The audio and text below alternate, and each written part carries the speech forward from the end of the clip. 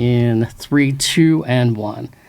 Well, every once in a while, the Brewery Underground podcast, we go on the road, and today we are in East Nashville.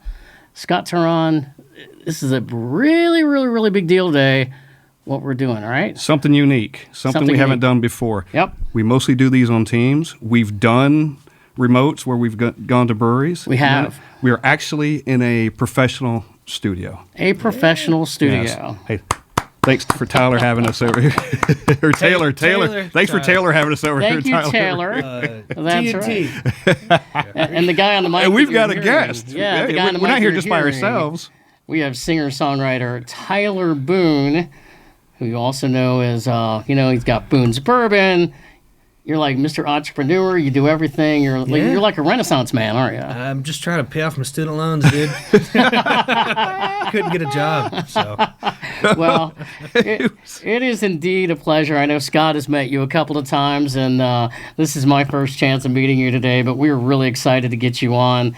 And, one thing that we do, we always start the podcast, drinking a beer. Yeah. Nice. And we've got some beer in front of us, and I'll tell you what, it's really timely because, it's Boone's beer, which was just released recently. What a coincidence. Right? Yeah. What a coincidence. You just happened to have it here, huh? You guys want to crack one? Let's crack one. crack 'em. It's nice and cold. Cheers. Yeah. Thanks for making it cold. It's called Homegrown Boone's Beer. Cheers. Cheers. Cheers. Taylor's got one over there. Oh, shit. Cheers. Oh, yeah. We made sure he was hooked up. Let's get All over his keyboard. Let's do that. Cheers. All right. I've had this once already. This is Steve's first time having it. Mm-hmm. And Taylor, it might be yours. You got it at Frugal. I got it at Frugal McDougal's. Okay, cool. Both times. Nice. As a matter of fact, I went back today and got another 4-pack. I was running a little low. I'd given most of mine away. Nice. We drank some. Do you know Eric over there, the buyer? I don't know Eric. He's the beer buyer. Anyway, Really? Man, Frugal McDougal, I friggin' love those guys. There's a Frugal McDougal in Rock Hill, because North Carolina's a control state, so everyone gets their booze in Rock Hill. They drive down there from Charlotte and go back. And so there's the original Frugal McDougal's there, and I'm from South Carolina. That's where this all started. Yep. And so they all sell all of it, but the Frugal here, it's the Nashville one. Yeah. So every local brand or brand that just gets distribution in Nashville, they're gunning for that store. Dude, they support the living shit out of us. They all wear Boone's t-shirts. That's great. Obviously, they've had this one for a long time. The single barrel, they didn't even taste it. They brought it in. And when I had this, I was like, man, beer's so competitive in Nashville. Yeah. I was like, they're not going to take it. And I just showed up, and Eric goes, I don't need to taste it. I'll bring it in. I was like, oh, my God. So, and it made Lippman go, oh, that's our distributor, Lippman Brothers. The green trucks, have you ever seen them? Yeah. So, yeah. Anyway, well, thanks for buying it. It's awesome. Yeah, absolutely. And you're like, selling beer stuff is easy, huh? Dude, I think the beer's going to be bigger than the bourbon. Yeah. Because everyone will try a beer. They will. It's it's quickly consumed kind of thing. You can get them, you can share them, but this lasts longer. But Yeah, people sip on that. absolutely, which is go ahead, Steve. No, I was going to say, so the beer is a Pilsner. Yes. Yes, the American Pilsner, yeah. Yeah, definitely. And so I'm really curious as to how long has this been in the planning stages for you to finally get this beer out? So actually, it's funny enough. It happened I was like, oh, cool, we're doing this podcast. Yesterday, I saw a memory on, memories on Facebook. 6 years ago, yesterday, we started the idea of it, got the label, and the label's changed a little bit over time. The label used to look really similar to that, and then it changed into this, where it's got, this looks like the single barrel. I'm not sure if you had the single barrel. It's got the doggy on it. Okay. And so that's our wiener dog from growing up. Nice. And then it's a Palmetto from Charleston, South Carolina. Okay. Homegrown, very southern. Well, I used to do a lot of stuff with Hootie growing up. I was fortunate to open up from a lot when I was in college. And so they always said homegrown. And I thought, that sounds pretty southern. And so that's where it came from. But 3 years ago, we actually launched it. And so it's been out for 3 years, but entrepreneur stuff. We had a bad business co-packer who we're actually still in legal battles with, and we're gonna win. But, Yeah. But they're so screwed. But they tried to get involved, and they kind of ruined it. And it was with Holy City Brewery. And so the beauty of it was Holy City Brewery is the biggest brewery in South Carolina. I know the owner, and he was like, dude, let's do a collab with Boone's Bourbon because you guys are kicking butt. He made us the recipe, and so I didn't have to hire anybody. He just goes, I'm going to make it for you. And it first came out with Holy City, and then we had to stop it because it got all weird with that ex-co-packer, and we're all cool with Holy City. They're like, hey, man, you know what? We're going to stop it because it's a little weird with this person, but how about you keep the recipe for free? And we're like, what? No way. And so then we had another brewery called Tradesman in Charleston. they just weren't doing well. And dude, I would never start a brewery or a distillery unless I was rich, because it's so much money to keep the lights on. Sure. And so now we're with Columbia Craft Brewing Company, Peak Drift. Yep. You were Which is texting on the me. can. Yep. So Peak Drift is just like Bardstown, where we do a single barrel, just a massive facility where everyone's making their beer out of there. Yeah. Because they can make it the price point cheaper, and you just be more competitive. And so it's in Columbia, South Carolina. They own Columbia Craft Brewing Company. That's their brand. But Peak Drift, that does like Island Coastal Lager. They're from Charleston. Okay. It's my buddy Scotty Hansen. That's his brand. And they do, High Rise, the CBD, THC. Yeah. They're from Charleston too. Okay. So they're just making a lot of stuff. So that's where this is now. Okay. Made out of. So, like a contract brewer. Yeah. Making But a it's bunch our of recipe. It's our brand. We just pay them. And honestly, it's the best move we ever did now being with them, because they're so big. It's like, oh, cans aren't that. It's dude, it went way down once we got to them finally. So It's great. yeah. It's 5.4%. Really nice ABV on this Yeah. thing. It's delicious. Yeah. Taylor, what do you think? It is really It's pretty good, isn't it? Yes. I love it. Yeah, it's a great Pilsner. But man, it took 3 years to kind of get where we're at, because also the biggest thing is distribution. Mm-hmm. You can have a beer, but if you got Joe Schmoes with a license at the end of the street with a small truck, the bigger stores like, man, I don't want to open up a new contract with a distributor. Just go get the big guys, and you're like, oh my god, I'm trying. And so now that Littman picked it up in Nashville, that's why you see it everywhere now, because they're awesome. How does that happen? Like, do you interview distributors and talk to them, and or just kind of see who's interested? You email the hell out of them. Go, please respond. And sometimes it's like boom, and sometimes it's like, it's the bigger distributor. Sometimes it's corporate-ish, or it is corporate, and they go, hey man, fiscal year's next year at this time, and you might miss the deadline, and you're like, shit, I gotta wait. And so in South Carolina, we had a distributor that was statewide called Holy City Distribution, and they were stealing money from everybody, including us. And so they went under. And so then we were only distributing in South Carolina and Rock Hill. Well, I'm sure you know this, beer is different than spirits. Spirits is usually statewide, depending on the state. Tennessee, it's not, but we opted in for Littman to take the whole state for us, but because it's in section, it's a franchise state. But in South Carolina, it's just one, right? And so for spirits, but for beer, it's every section. Yeah. And so for a minute, we were just with, it's called, oh my God, why am I having a brain fart? Who's their distributor in Rock Hill? They're the biggest ones. Comer. And they're the Miller House. And so that's big deal for us, because every time I go to Rock Hill, it's like we're a rock star, because I'll walk in, hey, I'm the owner, I just want to meet you. And they go, oh, we've had this for, I'm like, whoa. So distribution's a really important thing, but, not to get so much on distribution, but R&DC is who we have in South Carolina. R&DC is like one of the biggest ones in the country. They're now getting gutted. And, Reyes is a big beer distributor.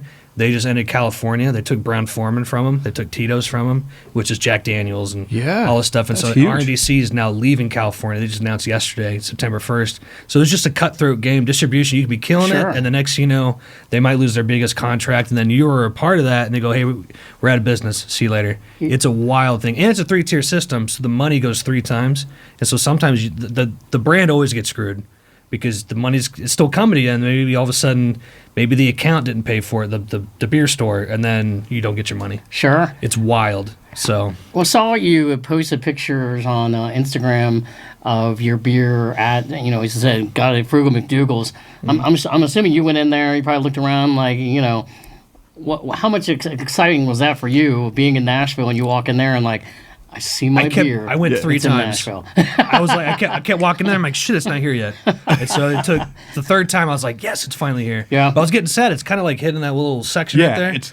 And I was like, yeah, it's not here. Oh, there it is. Thank God. So when I went the first time, it was last week, and I'm walking through, and you said it was there, and I was like, shit, they're sold out, or I can't find it, or something. So I wandered, and I go, too.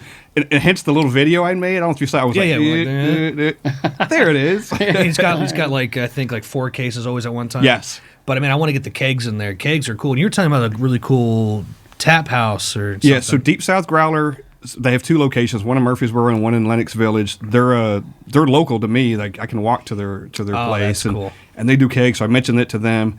The Hoppin' River North place down on the river right there, that's got 60 taps. They followed us on Instagram today. Did they? Okay. Nice. I sent them a text and said, "Hey guys, just Yes. at That's least cool. create a demand or something. Maybe if you don't have kegs yet, ask for them." And then Littman pays attention, and Yeah, totally. they're seeing that. So My buddy Kevin Lilly, who runs Fog Street, where we met at that big party. Taylor was there too. It was snowing. I've known him for years. He's on a big brewery. He owns a piece of, I believe, a Nashville beer. but he used to own Rock Brothers Brewery, did like 311 Hootie and all that. He told me a good like quote to remember. He goes, man, no matter what you're doing, if you're stressed out, if the account wants it, that's gold. Because you can be like, oh man, no, my distributor hates me, but if you can get the account to go, I want it, then the account goes, wait, what? Okay, sure. So yeah, if I can get the account to love you, that's a big deal. That's it. Because I know talking to them, the owners of Deep South Growler, just in general, just regular things, and she's like, yeah, I can call up so and so distributor, and hey, they can see what they have, right? Yep. Like, I want that, and they have to give it to them. Yeah. So they want it, or ask for it, or demand it, kind of thing, and hopefully raises your demand. And it does. It's pretty wild, man. You could be a distributor for a long time, and if you're not hitting the road, like if you're not hitting the pavement hard, the reps usually don't, unless you're Jack Daniels or something. I mentioned them earlier. If you're like the big guys, then yeah, because I know it's easy to sell, they're going to do it.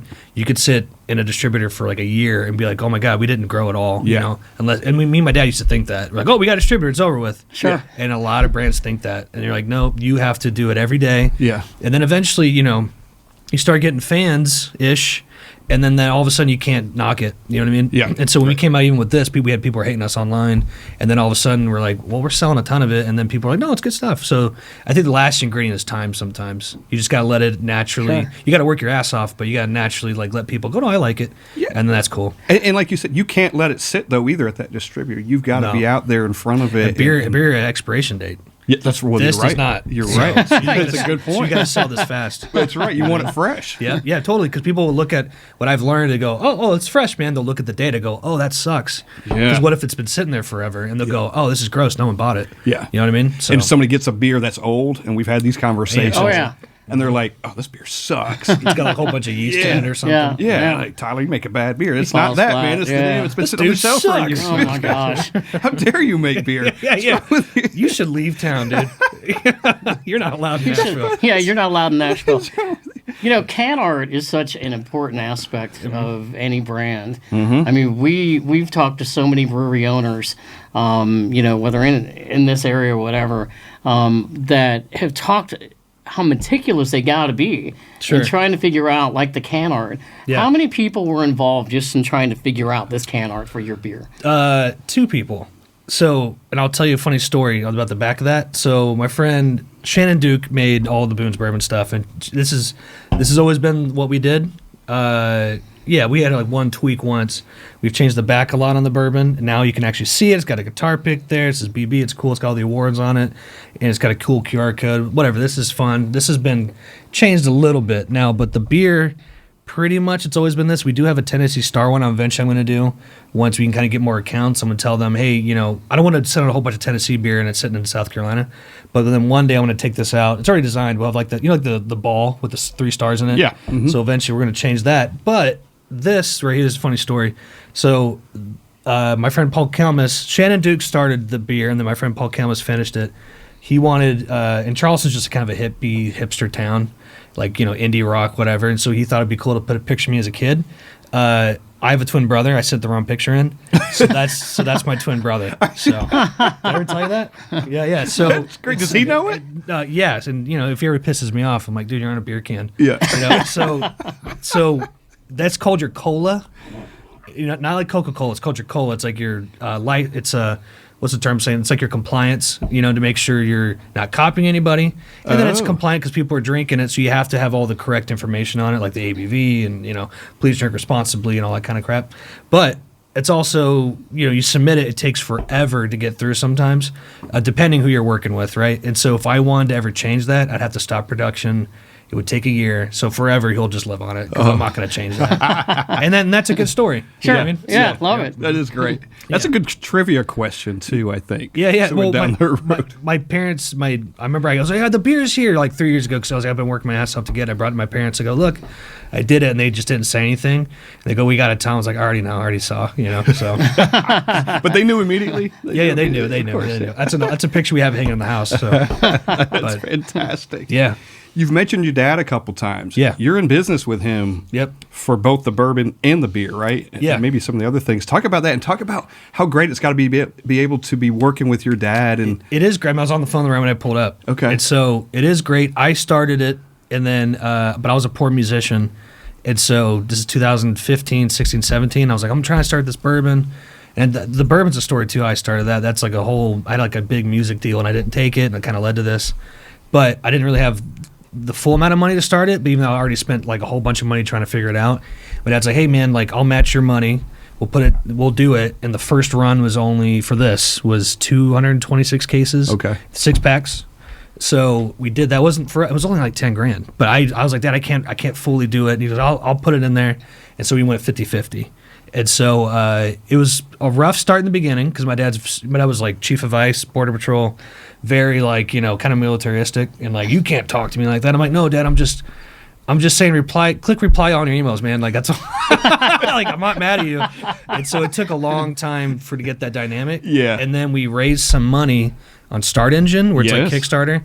Which I would never do that again. We can get into that too if you want, but they take like half of that money. But it's I really did buy into that, by the way. That's how I first came across. Oh, did you invest in it? The very, very beginning. Shit! Yeah, absolutely, man. I think you did tell me that. It was COVID, and not to get off the subject, but it was COVID, and I'm just playing around. I'm at home because I'm not. Did you see an ad or something? It was Start Engine. I was like, how about small micro investing kind of thing? And I got into Start Engine. Oh wow! And I go, bourbon. Hell yes. And it was like $2 a share or something at that time. And I was like, and I got 50, and I was being cheap, I guess. And then I was like, what the hell am I doing? Let's get some more. So I bought another 50. Wow. So I mean, it was like, Did you get your certificate? I got 2 certificates. Good. For Yes, my dad signed all of them. The issue with that is that legal battle we're in, which I don't care. I'll talk about it all day. They screwed us and we're in legal battle. So there's a whole bunch of incentives we're supposed to give people, and a lot of people got their stuff, but it just sucks when like a fan goes, "Hey, where's my T-shirt?" Or like, "Hey, man, like it's coming. We've announced it like a million times. It's give us a minute." And so there's some T-shirts and stuff that people still haven't gotten yet. But we got barrels for people and hats, and it was really cool. So that's awesome. I would say this, man. I think it was the best marketing campaign. You know what I mean? It was cool. They take a lot of that money, and they really don't tell you that up front. Yeah. And so at the end of it, we're like, "Hey, we raised like $300,000. We could have done like $500K." But then the raise got stopped in the middle of it because the crazy ex-co-packer, they reached out to him, "Hey, this is our money. We need our money." They're like, wait, there's another owner? And so it freaked out Start Engine. Okay. And eventually our lawyers got involved. No, these people are crazy. We're suing them. It was wild. It was such a cool thing, though. I literally was just sitting on my back porch one day and like, couldn't work. That's So cool. it was like, That's how it starts. And I was like, Yeah. And it led to you sitting here today because Yeah. of it, because we had a conversation kind of, just over about the thing. And then, hey, you want to come on the podcast? By the way, I had already had the bourbon before I even started talking to you. I thought, because I was like, well, I'm an investor in this company. I should go get the bourbon. Wow. Delicious. Well, I've already That's been through a killer, bottle man. of it. I'm blown away. I'm telling you. That's so cool. I'm not just blowing cheers. smoke. I'm telling That's you. really Absolutely. cool. Cheers, man. And we Fuck yeah. appreciate you. Well, the goal is we're trying to get a bigger investor to get it to the next level, and then we're trying to sell it. Yeah. Okay. There you go. Bigger the guy. investor. Yeah, always got to think bigger and better. That's right. It's that guy right there. Yeah. Well, we're always talking to investors, Sure. Yeah. but I hate rich people. They get you on the phone and they're like, "Yeah, totally," and you're like, "Let's do it." Yeah. And you're like, well, so it's interesting, but we'll get there. I think it's year 7, man. So I think by year 10 we'll be in a really popular spot. You've got the notoriety out there, man. That bourbon right there. We'll talk about it. You've had the bourbon, right? Yeah. Yeah. You're gonna have some more. As a matter of fact, as we're talking about it, we might as well go ahead and put some in some glasses. What do Sure. you think? May as well. Oh, these are Uncle Nearest glasses. Well, I got different ones. I got one of my National Bourbon Society Bellamy. I kind of collect them from different Oh, very cool. distilleries I go to. Who's the guy that runs the Nashville Bourbon Society? Jay Spicer and Adam Terry are the two guys. Okay, there's another one with a guy named Sinclair. That's for Taylor. Yeah. Well, dig your home. You're working hard over there. Yeah. What are these? I can't say no to your bourbon, man. Cheers. Absolutely not. Here, and you have this one. I have it all the time. Okay. Or I'll just drink from the You bottle. just want the bottle? I could tell you the mash bill on it if you never had it. If you had it before. I have not. This He is is my not. first. So, Okay, well yeah. this is our cash strength. I feel like I'm doing a tasting right now. Homegrown Boone's bourbon, cash strength. Doing this for 7 years. This is our money maker. Where because the price point, I'll get to that because I think the price point's a science too, and especially with this, like we kept this at a really good one, I think, for the 4-pack. Yep. So this 117 proof cash strength bourbon, 75 corn, which is a pretty normal cut, 21 rye, 4 barley. I enjoy rye. I'm not really a big weeded guy. I was obsessed with Bullet Rye in 2015-16, where I was working at Cork Dorks. I was just like a. Were you really? I was just like a box guy. I hated that job, but that store loves us. There's a bear when you walk in there on the wall. But, Yeah. But I was like, Bullet Rye, this is cool. But I was like, but if it's a bourbon, it's got to be majority corn. I was like, well, I definitely want rye. And I was going to do 75-25 rye. And then our distiller at the time, the first owner of that distillery before it became that other crazy person, they're like, hey, let's do 4% barley.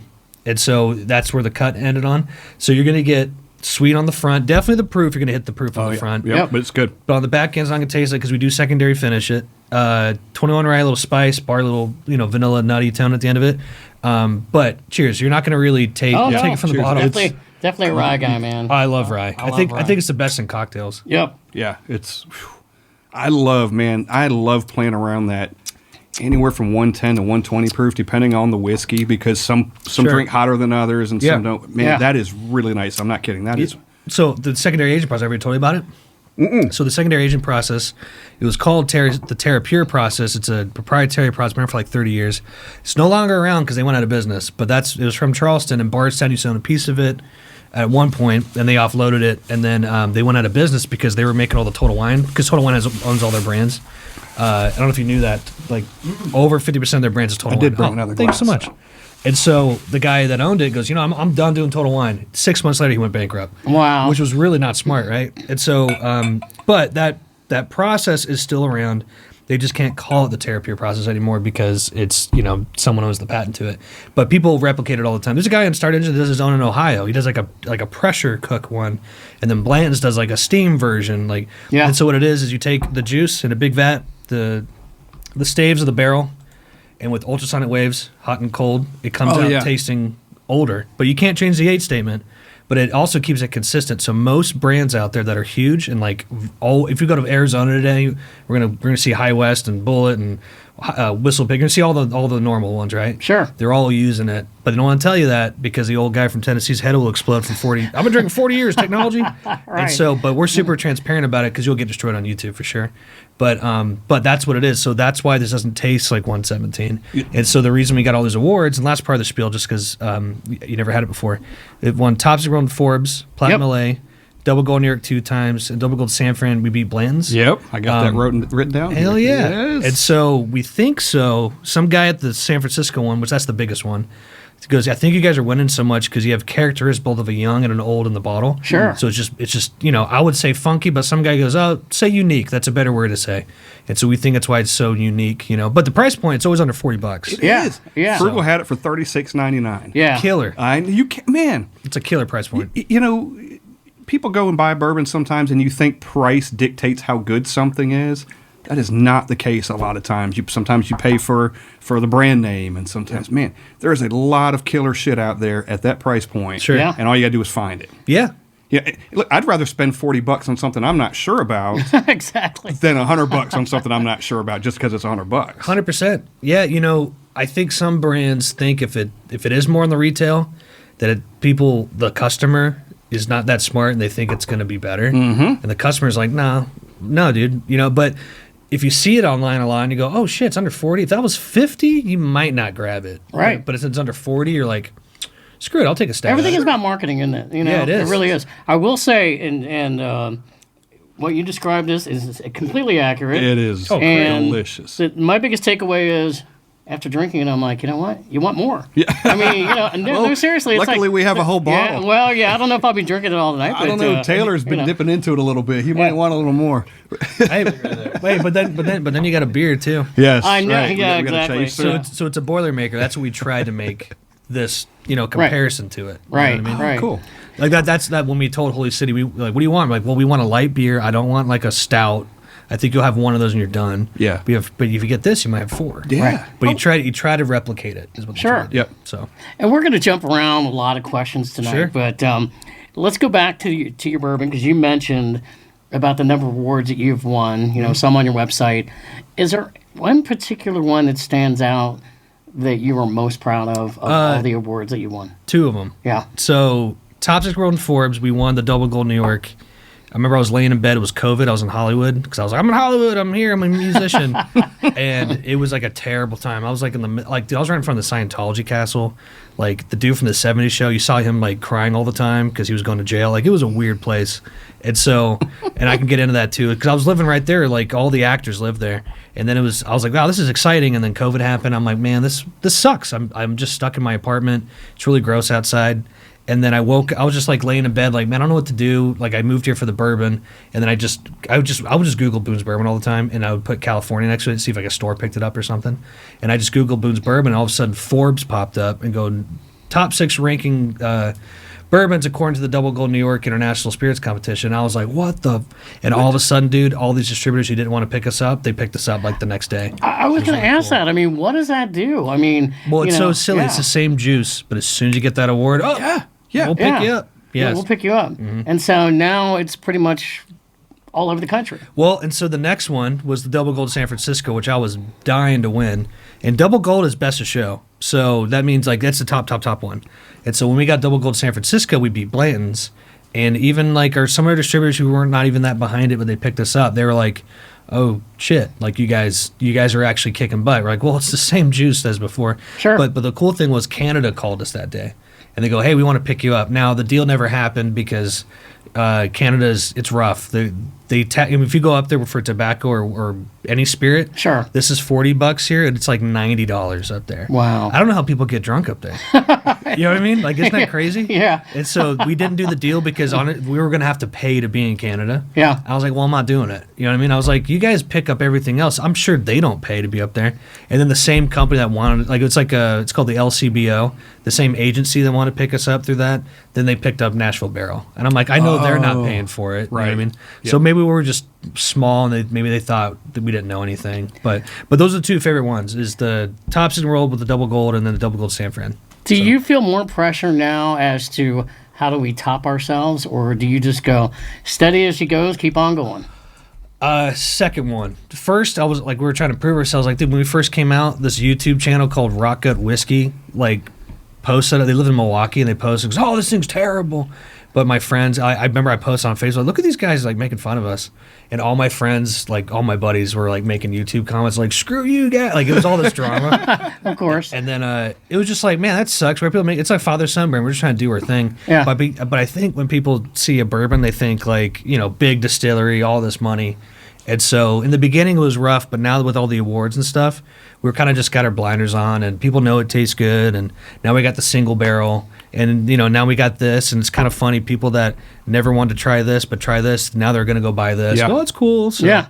I think it's like being a musician. Sure. And Taylor knows this too. Like, if you just stick around long enough, then, oh, yeah, I know Tyler. You know what I mean? And that's kind of where we're at. Something's going to happen. Well, it's just, like I said before, I think time's the last ingredient sometimes, Yeah. Because a lot of people start music, or they start a brand, and in a year they go, holy shit, this is hard, and they give up. You know what I mean? Yeah. So, Talk about that, too, because a lot of people, and you see the commercials and you see these celebrities running around, and they just stick a name on a brand. Right? Talking about like a big artist or something. Yeah. And I won't mention any names. Not that they're coming on this podcast, but but they've got big whiskey brands and they've got big just big spirit brands, and they're just lending their name to it. They're getting paid for that. Yeah, they're licensing it. Yes. But you're not doing that. You're actually hands on this thing. Yeah, totally. Since day one. Yeah, well, a lot of people assume that sometimes where they're like, let's say they're just from somewhere else out in the country, and they go, they always think I'm a country artist because my name sounds pretty country, Tyler Boone, And so I'll see reviews, country artist. I'm like, you didn't even listen to my music, like what? But who cares? Whatever. Mm-hmm. But a lot of people, they assume that. And then eventually, I think when they kind of peel the onion a little bit and go, oh, no, they're actually running it. Yeah. Then people go, oh, wow, it's a father-son thing. Right. And then it's cool. But, dude, there's always, we could talk about a million of them where the artist is on it and the artist is, like, sober. And you're like, well, they didn't do anything for it. And I think you know which one I'm talking about. I do. Yeah. And there's some of my favorite artists. Yes. Totally. And they're doing commercials for the brand, and I go, yeah, but you know what, man? If you were that guy, after everything we're talking about, you're like, oh man, it's money. Yeah. You know what I mean? So the rest of the band is partaking. Totally. But there's some good brands out there that are with artists. But one that blows my mind is, which I don't think is that great. And I don't care if I say it, Terramani. I don't think is that good at all. but it looks like Casamigos and it's $20 cheaper, and that's the rocks. And he sold. Oh, is it? Okay. He sold 1 million cases, so people are buying it though. They are, yeah. You know what I mean? So I think it also just comes with how you market it with the artist too, because I think The Rock really did market it well, where he's like out there in the fields cutting the agave plants. He did the thing, yeah. But some people, they just put their name on it and they go, oh, it's going to sell, and it doesn't. Right. There was an AC/DC one I remember just going through distributors like in California. I was flying to San Francisco a lot trying to get like a distributor, and just hoping to God they would take it. And they never did, but. They had the AC/DC one, and I remember it came out and it completely flopped. You know what I mean? Yeah. The bottle was stupid. It was like a guitar. And I'm like, dude, no bar is going to put that in their well. Right. It doesn't fit. It doesn't but work. I think they think if there's an artist on it, it's going to sell. I'm curious about, there's two, maybe it's, I think it's the same brand, but Megadeth and Oh, yeah. Iron Maiden have one. I think it might be the same umbrella company, and they've kind of got the beer, right? Yeah, it's the beer. Yep. Yeah.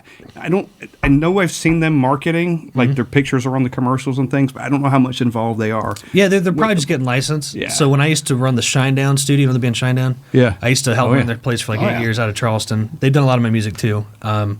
They used to send that to the studio. We used to have them like all in our window right there, and I think just a regular. I think most of the time that happens, those kind of breweries reach out. That's some kind of deal, and they're just repurposing some other beer. Probably so, because the artwork is really cool on them. It is cool. Think about Megadeth and Iron Maiden. It's all the comic book shit. I've got a big old.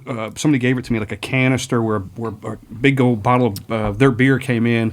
And it's got the Megadeth. Eddie is their symbol on the front of it. Yep. It's like and I keep it on my top of my beer fridge in the garage because it's a cool. It is cool canister, but that's kind of what you. And I've had both beers. Yeah, that was a long time. That was like 2016 or some shit. I think you can find it like Cool Springs Wine and Spirits. I think you can find the Iron Maiden one. That's cool. And the Megadeth. Well, I one mean, still. Metallica does a whiskey called the Willet. Yeah, Blackened. Yeah, but they use guitar waves to age it. When you buy, you know what I mean? When you buy the bottle, it has a QR code on the back, and you can scan it. It'll tell you what songs were played to the bottle. They're probably just balling it and it's playing on a speaker. It's just like That's the all it's workers like. playing Enter You got Nothing Sandman. Else Matters and Fade to Black and whatever. Hey, but they sold a shit ton of that. Absolutely, They did. Absolutely. We did. You ever been to Bourbon Beyond or Louder Than Life in Louisville? I've been to Louder Than Life. Yes. So we've sponsored before. I played Bourbon Beyond too, and that's the coolest festival. And obviously, all the time, Blacken's there. And Metallica played 1 year. And I remember I played Bourbon Beyond, and then the next weekend's Louder Than Life. It's the same stage, and I had to come here to play Americana Fest, which Americana Fest is such a drag sometimes to play. But I came here to do that, and but I'm not trying to talk shit about Americana Fest. I'm just saying that they'll put you in a random venue, but you always say yes because it's Americana Fest. So I don't know. I don't remember where I was playing, but I was like, "Hey, Dad, I got to go," and we're backstage Metallica, and my dad was like, because he had his pass because we were a sponsor, and he's like, "Yeah, I'm Guy Kirk Hammett's right here." I'm like, "The guitar player, Metallica, you're behind him." He's like, "Yeah." I was like, "Holy shit, that's so cool, man!" That's so cool. Because I was a big Metallica fan growing up. Yeah. So yeah, same. And he's got like a solo thing going on too. He does? Yeah, he's got a little solo thing. That's Matter of fact, cool. when they were playing here recently, yeah, there's like recently, yeah. yeah, because they played a Thursday and a Pantera Saturday. opened up. Yeah, on the Thursday, and then Saturday was Limp Bizkit and Ice Nine Kills or something. So they had two different set lists and two different opening acts. God, Limp Bizkit. But the Friday, I think Kirk was somewhere locally playing like some of his stuff. He did the Gibson Garage. That's what it was. Yep. Okay. Yeah. I saw that. Cool stuff. I'm a big guitar nerd. So. Yeah, you shred, by the way, too. Oh, thanks, yeah, man. absolutely, man. You got to check out. You probably have checked this stuff out. Yeah, I've listened to the music. It's good. Yeah, Thanks, man. It's good. Definitely, Shreds. I'm definitely a blues guitar guy. Yeah. So. You know, it's funny. I sit there and think, obviously you're in the music business and you've toured with a lot of different people and stuff like that, but I would imagine, I don't know if starstruck is necessarily the right term, but when your bourbon became really big, were there any artists that you're out there on tour with and all of a sudden they're coming up to you that maybe had they not known that you did a bourbon, they wouldn't be as forthcoming with you, and they're like, "Oh man," you know. I think when the bourbon got bigger, then artists were like, "Oh shit!" Yeah, it took me more seriously. Yeah. Because anybody can make. I mean, Taylor's this is a studio. Sure. Anyone can make a record now. Yep. And so everyone could be an artist when they're not really artists. Yeah. And so they could do it under their sheets, right? Taylor? Yeah. Conversation we had earlier. 120,000 songs drop a day, right? And so what I'm saying is now being an artist is just like so common. Yeah. And so I think when I came out with this, it was like, oh, he's serious. You know what I Yeah, mean? So I think more people took me more serious after this came out. You Yeah. know what I mean? Especially that you've got this that you had to push to get that to Tennessee. I'm sure you're still striving to get it other places. We'll get to that. But not only do you have this and that, you've got a single barrel you mentioned earlier too. That it's a collab with Bardstown. Yeah, Right? yeah. So to your point, it's like we're not just laying on one thing. We're not just sticking with one thing. We're going to keep growing this thing as much as we can. Plowing ahead, you know? Yeah, well, I think it makes it more exciting. If it was just still this, it'd be like, oh, that's cool. Yeah. But now we got 3 things, which Yeah. I think that's pretty darn neat. You know what I mean? It is. It's great. It's something really to be proud of. And I'm sure you're thanks. not done yet. Yeah, I mean, I'd love to do a rye. I'd love to do one day, like an actual aged beer in the bourbon. You know, that'd be cool. In your own bourbon barrels? That'd be neat. Wouldn't that be cool? But you got to have the money to do that. Yeah. You know, I wanted to go back to the beer. I mean, I know we're jumping around because, you know, you're like I said earlier, you're like the Renaissance man. You do so much. But, you know, being a beer podcast too, I sat there and going, man, so you got this beer. It's a Pilsner. Mm-hmm. What else is coming next? I mean, you got more craft beer options coming down the line? Well, I'd like to do the bourbon age thing. Yeah. But at the moment, we got to prove this one because it's been 3 years doing it. But distribution just basically kind of started up again. Well, for Tennessee, it was 2 weeks ago. But for South Carolina, I just got the whole state. And, man, we're with a wine distributor that has a beer license. Yeah. And they are hustlers. Yeah. And so, you know, sometimes you get with the big distributors and nothing freaking happens. So it's just like you just got to kind of find your place and stuff. And so now that this is starting to kind of get a thing of its own, Untappd, I saw your Untappd. Uh-huh. What do you call it? Brew Yeast Works? That was you, right? yeah, that's my you, home. right? Yeah, my home brewery is called Yeast Infection Brewery. Yes. Yeah. So I was looking at it, I was like, Huh? Yeah. oh, that's him. Yes, I knew yes. it was you. So when I check in at home, I just check in at Yeast Infection Brewery. But I love Untappd, and then every day I get on there, I'm like, shit, we're getting more placements. You know what I mean? We're both on it. We talk about it all the time. It's you the know. shit. Yeah. And I think it shows people, like, you know, once you get it. So we have 3 accounts, by the way. I don't know how that happened. Really? There's 3 different Boone's beers. I gotta find. There's one called Boone's Bourbon, and there's one called Holy City. People still posting that one. And then there's the Pilsner. But I don't give a shit. People are posting about it. Yeah. But the next thing, man, I think the biggest next thing is I just need to get this in a lot of bars. You know what I mean? Because stores are pretty easy for us because I do tastings like 3 or 4 days a week if I'm here. Yeah. And then next week I'm back in Kentucky doing them. Where I stand there at a store and go, hey, taste my stuff, and I always sell because I say I'm the owner, and people are like, well, it's crazy, and I sign them. Yeah. And so with this, my goal, well, it's easy. All my store accounts picked it up because I'm like, oh, cool, you'll be here anyway. But bars, I'm like, man, I really need to, like, if I can get, 40 bars in Nashville, they'll be buying it every day. I'm going to go knock on the doors for you. Be like, that'd be get that cool. Boone's beer. Yeah, we're Do we're it. putting the word. We're putting the word out already. Hey, man. Yeah. Hey, yeah. I got a buddy. He's my friend. He's got. Yeah. I sell know some him. beer. I met him yesterday. Hey, you know what we got to talk about? What? We got to have the in-depth conversation because we do it a lot on the podcast. The Untappd app and the rating system. Yeah. What do you look at? I mean, you're the he's got 3 to you're look the at, entrepreneur apparently. now Yeah. with the beer. Some dude gave me like a half star the other day and said, meh. Punch that guy. And in it the was at our face. biggest bar in What? Charleston. What does he know? He probably don't even like pills. Oh, dude, he's probably just some freaking loser. No, I'm just I kidding. No, but you Probably know, a Red Sox fan. yeah, there you go. Probably a Cardinals fan, Cubs fan. You guys are big baseball guys. Yeah. I grew up in Cincinnati. I'm a diehard Reds fan. Nice. So, yeah. Well, I think I think if you get at least a 3.5, it's whatever. You know what I mean? Yeah. You know, because people are just gonna be like, hey, how can you always be a 5-star every time? Yeah. But then you can't be a half star. Like people that give half stars are usually just say, "I don't like pilsners." Well, don't drink sure. the damn pilsner then. That's true. I think that's okay. Yeah. So people ask all the time, why didn't you do an IPA? You know, because I'm an IPA drinker. So you know, you can't please anybody. No, or you can't please everybody. You can't. I think you take, based on everybody we've talked to brewery wise, you take that Untappd with a grain of salt. Totally. It's almost. Remember some classes you'd have in school, and they're like maybe sometimes they throw out the high score and they throw out the low score and kind of pick. Put it in the middle. Yeah, you know. Well, it's like fun Yelp. average. I don't believe all the Yelp reviews. It's just some crotchety, pissed off person. This restaurant was terrible. You know what I mean? So, Oh, yeah. But I think back in the day, South Park made an episode about that, where people that were Yelp reviews that they thought they were like, incredible. I think now all those reviews people don't really take because I mean, dude, people when we started this, they used to go to other competitors. I don't know why they did this. They would give us 1-star review on Total Wine. And so it made our review go way down. And we're like, why would you do that? And we knew who it was. Like, it was just some competitor. So that's why I don't really believe in them so much, you know? Yeah, it's got. Then we had one brewer that said, we don't look at the stars. We maybe look at the comments. If somebody throws like I just said, I don't like Pilsner, so I gave it a low score. Well, yeah, I mean, we do beer exchanges with people. And a while back, I had what was it? The pickle beer. The spicy pickle beer. The famous pickle beer. And who makes that? This one was Distill. And I had one recently. It was all right. I took 3 sips of it, and I said, I can't do this again.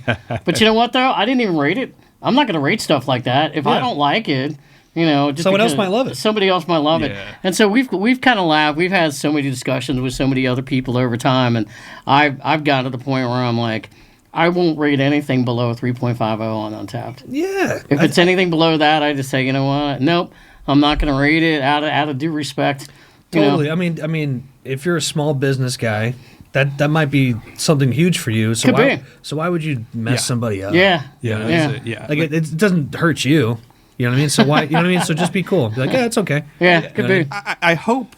In your case, in any brewer's case, if somebody leaves a low star or like a half star, they put a comment that way you can just see how stupid they are. Well, the guy said meh, and it's our biggest bar in Charles called Rebel Taqueria. Okay, we do a big festival there every year for Labor Day. My buddy Lewis owns it. He supports the living shit out of us, and he even texts me. He's like, dude, I was like, oh, come on. You know what I mean? So, who knows, man? The guy could just be a miserable drunk. Yeah, you know what I mean? Just dopey. Who He's cares? Just dopey guy. But I think Untappd's cool, though, because I'll go on there and go, oh, my God, like, you guys ever been to Charleston? I have not. I have been to Charleston, yes. Do you ever I've been to Savannah. We didn't get to Charleston. Apologies. Yes. Well, Charleston's a big food town. Yeah. And Sullivan's Island is like the real, like, uppity up beach town area. And today we saw Pose is like a famous spot, and like we're in Pose today, so really? I love Untappd because I can go, oh my God, we're moving. Yeah, you know Have you checked your Untappd? Because Untappd's got other features too, and one day we'll talk about it. But the Find It thing. So there's a Find It thing on the app where and I don't know how accurate it is. I don't know if people have to put it in there for it to find it. Sure. But hey, you want to find Boone's beer within 10 miles or 50 miles or 100 miles? Untappd has that feature. I don't know how it knows where it is. I don't know what feeds into that. That's crazy. But that might be something for you to look at. But you have to have an account. You got to log in.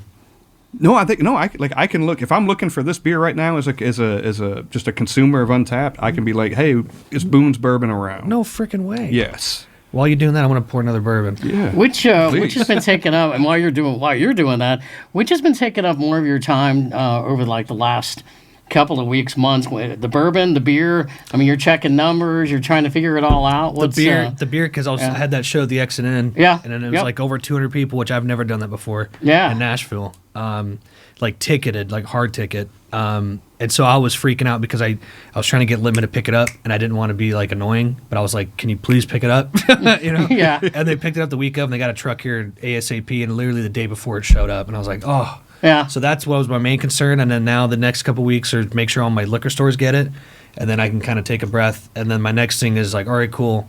Let me get, because what I'm trying to do is prove to Litman is go, hey, it's in, we sold it. Can I get with the reps? Because that's always a little hard to get, or like they call it like a ride along or work with. Sure. And so, hey, can I come with you? Can I hit a couple of your bars? And when you walk in as the owner, if it's the bar manager or the owner, they always go, oh my God, thanks for coming, dude. Yes, I'll pick it up. Yep. But if it's like, that's another good thing. I'm sure you guys know a whole bunch of brands.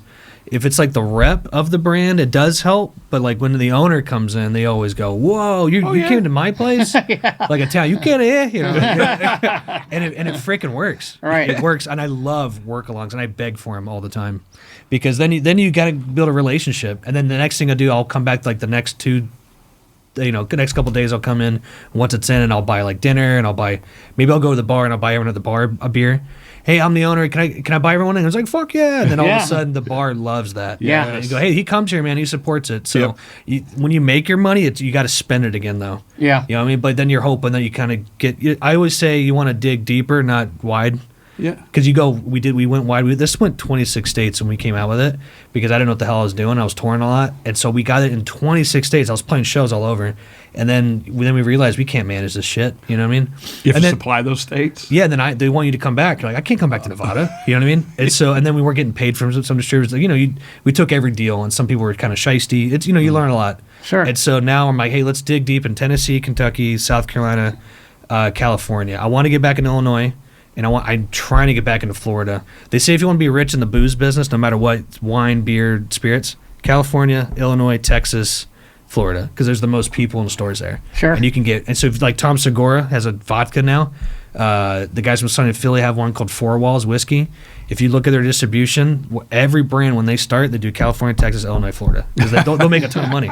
And then you can go, all right, cool, let's do another state. You know? You could fill in after that. Yeah, I mean Florida, they sell. California, I used to live here 5 years. They sell liquor and beer and CVS, Walgreens. It's wild, and it's 24 hours a day. So that's a different thing. Yeah. So you can just get more accounts automatically. Grocery stores. It wasn't here like wine you couldn't buy in grocery stores for a very long time. Yeah, not till I'd say recently, 5, 6, 7 years now. Yeah. Well, let me ask you this, just because you guys are got your thumb on the pulse here. Then they just kicked out THC drinks out of bars. I've heard that. Yeah, same really? law. Yeah. They just kicked that out. And so I mean, like, do you guys ever mess with those kind of brands? No. I haven't. No, I haven't done that. I haven't done the non-alcoholic stuff. No, I don't understand. We've joked about it. I did. We did last year, so we were. It was just a fun thing we did. I did what was called the cider and seltzer tour for a summer. I had not really had any ciders and seltzers, and it wasn't like I was just. You were just trying a whole bunch of them. Yeah, it wasn't Yeah, like to I was just report going back. to every brewery and trying all of them. But He didn't do it a second tour. We did a fun thing. We did like a little fun thing. I'm like, I all missed my right, beer. we'll try like a like, dozen yeah, or so, and then report back on a podcast later in the year. And I was just like, Yeah, we're not doing that again. Dude, kids have it so easy. We grew up drinking like 40s and freaking Mad Dog. What was it called? Mad Dog 2020. Mad 2020. Yeah. Now kids have Mad seltzers. Year 2020. They have seltzers. You know what I mean? Like you guys. I was in Frugal today when I was picking up this, and I saw just people you could tell they're tourists, right? Coming Sure. into town. They just got into town, and they're picking up their high noons and this and cases of this. And I walked by this couple and get the watermelon. get That's the all watermelon. they buy. Babe, I don't like strawberry. Oh You know, my like, god, man! Yeah. No. I just don't understand it. But I've like, yet there's to find a huge market. seltzer that I actually liked. High Noon's the only one I Yeah. like, but it's expensive. Well, Is it? It's $20 a pack God. for a 4. That's yeah, insane. I tried the High Noon. I was like, the only one that I could go in on a little bit. Where I'd be like, maybe I would rate that on top was the Truly. It was like the fruit punch or something. Yeah, Truly's good. Yeah, not too bad. White Claw sucks. They mass produced it. And so, Yeah. But when it came out, it tastes good. I think it happens all the time at brands is they start getting bigger and you start tasting and go, oh, it changed. Yep. You know what I mean? It tastes more chemically. Yes. Happens all the time. Big Bird, like I think even is it Boston Beer Company or Sam Adams owns Truly? Didn't we talk about that like recently? So that's Well, Bud Light had a freaking seltzer for a second too. Yeah. Remember what was it? The peanut butter one, Screwball. oh yes, When Screwball went all over the place, and then some yeah. people tried to do some peanut butters, and now there's one. The guy from Barstool Sports, Tatum, I know who I'm talking about.